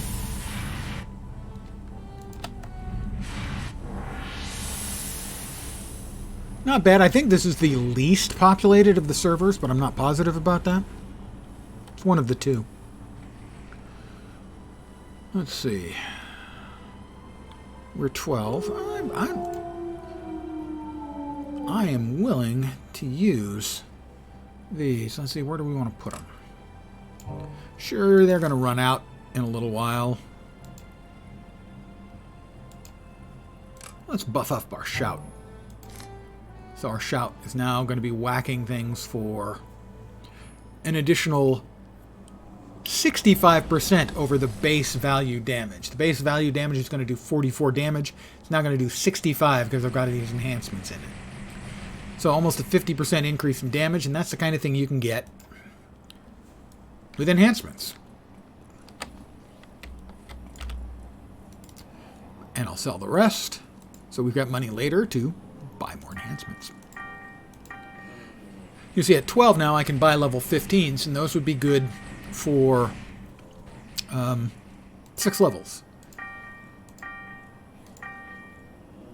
Although, I'm not sure. There's also the kind you can get where they're permanently good, but they reduce in value as you can keep using them. These, I think, are the kind that they last for 3 levels below. You can use them, and 3 levels above you can use them. And then after that, they basically go to not usable. They're still socketed and can be overwritten, but they don't actually have any effect. But I think I'm going to call it here for the evening. I want to thank you guys for hanging out with me. I really do appreciate it. Honest and for realsies. I always am appreciative of having you guys hang out. Chatting is awesome. Just hanging and watching is awesome. Watching on YouTube is awesome. Watching on VODs is awesome. Thanks, guys. Thank you very much. I appreciate that. I should be back tomorrow at my usual time, 5 p.m. Pacific, 8 p.m. Eastern. I expect for more City of Heroes. I'll probably stick with City of Heroes until next Tuesday, the 22nd, I think, where I'll probably try out, because I'm a sucker, I'll probably buy into the early access for Nightingale, which the best description I can come up with for... No, I still have not reached Horizon Zero Dawn. I still haven't played it. I watched the opening cinematic when I installed it, and that was it, to make sure it was working. No, not Horizon Zero Dawn. Nightingale, which the best description I have for is that it looks like a prettier Valheim with additional stuff. Is the best description. They released a video of somebody playing for the first 20 minutes, and it was very Valheimish, but I know it's got a lot more depth than, generally speaking, that Valheim does. Valheim has the bosses. Actually, I'm not sure as to what the current state of Valheim is. I know the release version, Valheim had the bosses you had to work your way up to. I know they've added a lot of stuff since then. But Nightingale's a pretty looking game, and was one I was interested in, and so I will probably end up getting early access. I know I shouldn't, and yet I probably will. So that would be for Tuesday. I was off doing other stuff. Nice to hang a little. Thank you for hanging. Work until 10 p.m. Okay. I mean, I normally do 2 hours. I've been doing 2.5 to 3 with City of Heroes because I've had a lot of, a higher viewer count, and I feel kind of obliged to provide a little bit extra entertainment. Entertainment in quotes. So I am appreciative of having you guys hang out. So, back tomorrow, usual time, 5 p.m. Pacific, 8 p.m. Eastern. More City of Heroes. I may continue to push this character. I'm having fun with him. But until then, I want to thank you guys again, and say, hopefully, you'll see me soon. Have a great rest of your Thursday night. Tomorrow's Friday. That means you get a weekend. Most of you. That may vary. I worked Sunday through Thursday for years, so I understand not everyone works Monday through Friday. But for those of you on a standard schedule, tomorrow night, weekend. I'll be back then. Hopefully you'll see me soon. Have a great night tonight. Take care. And ciao for now. Good night, guys.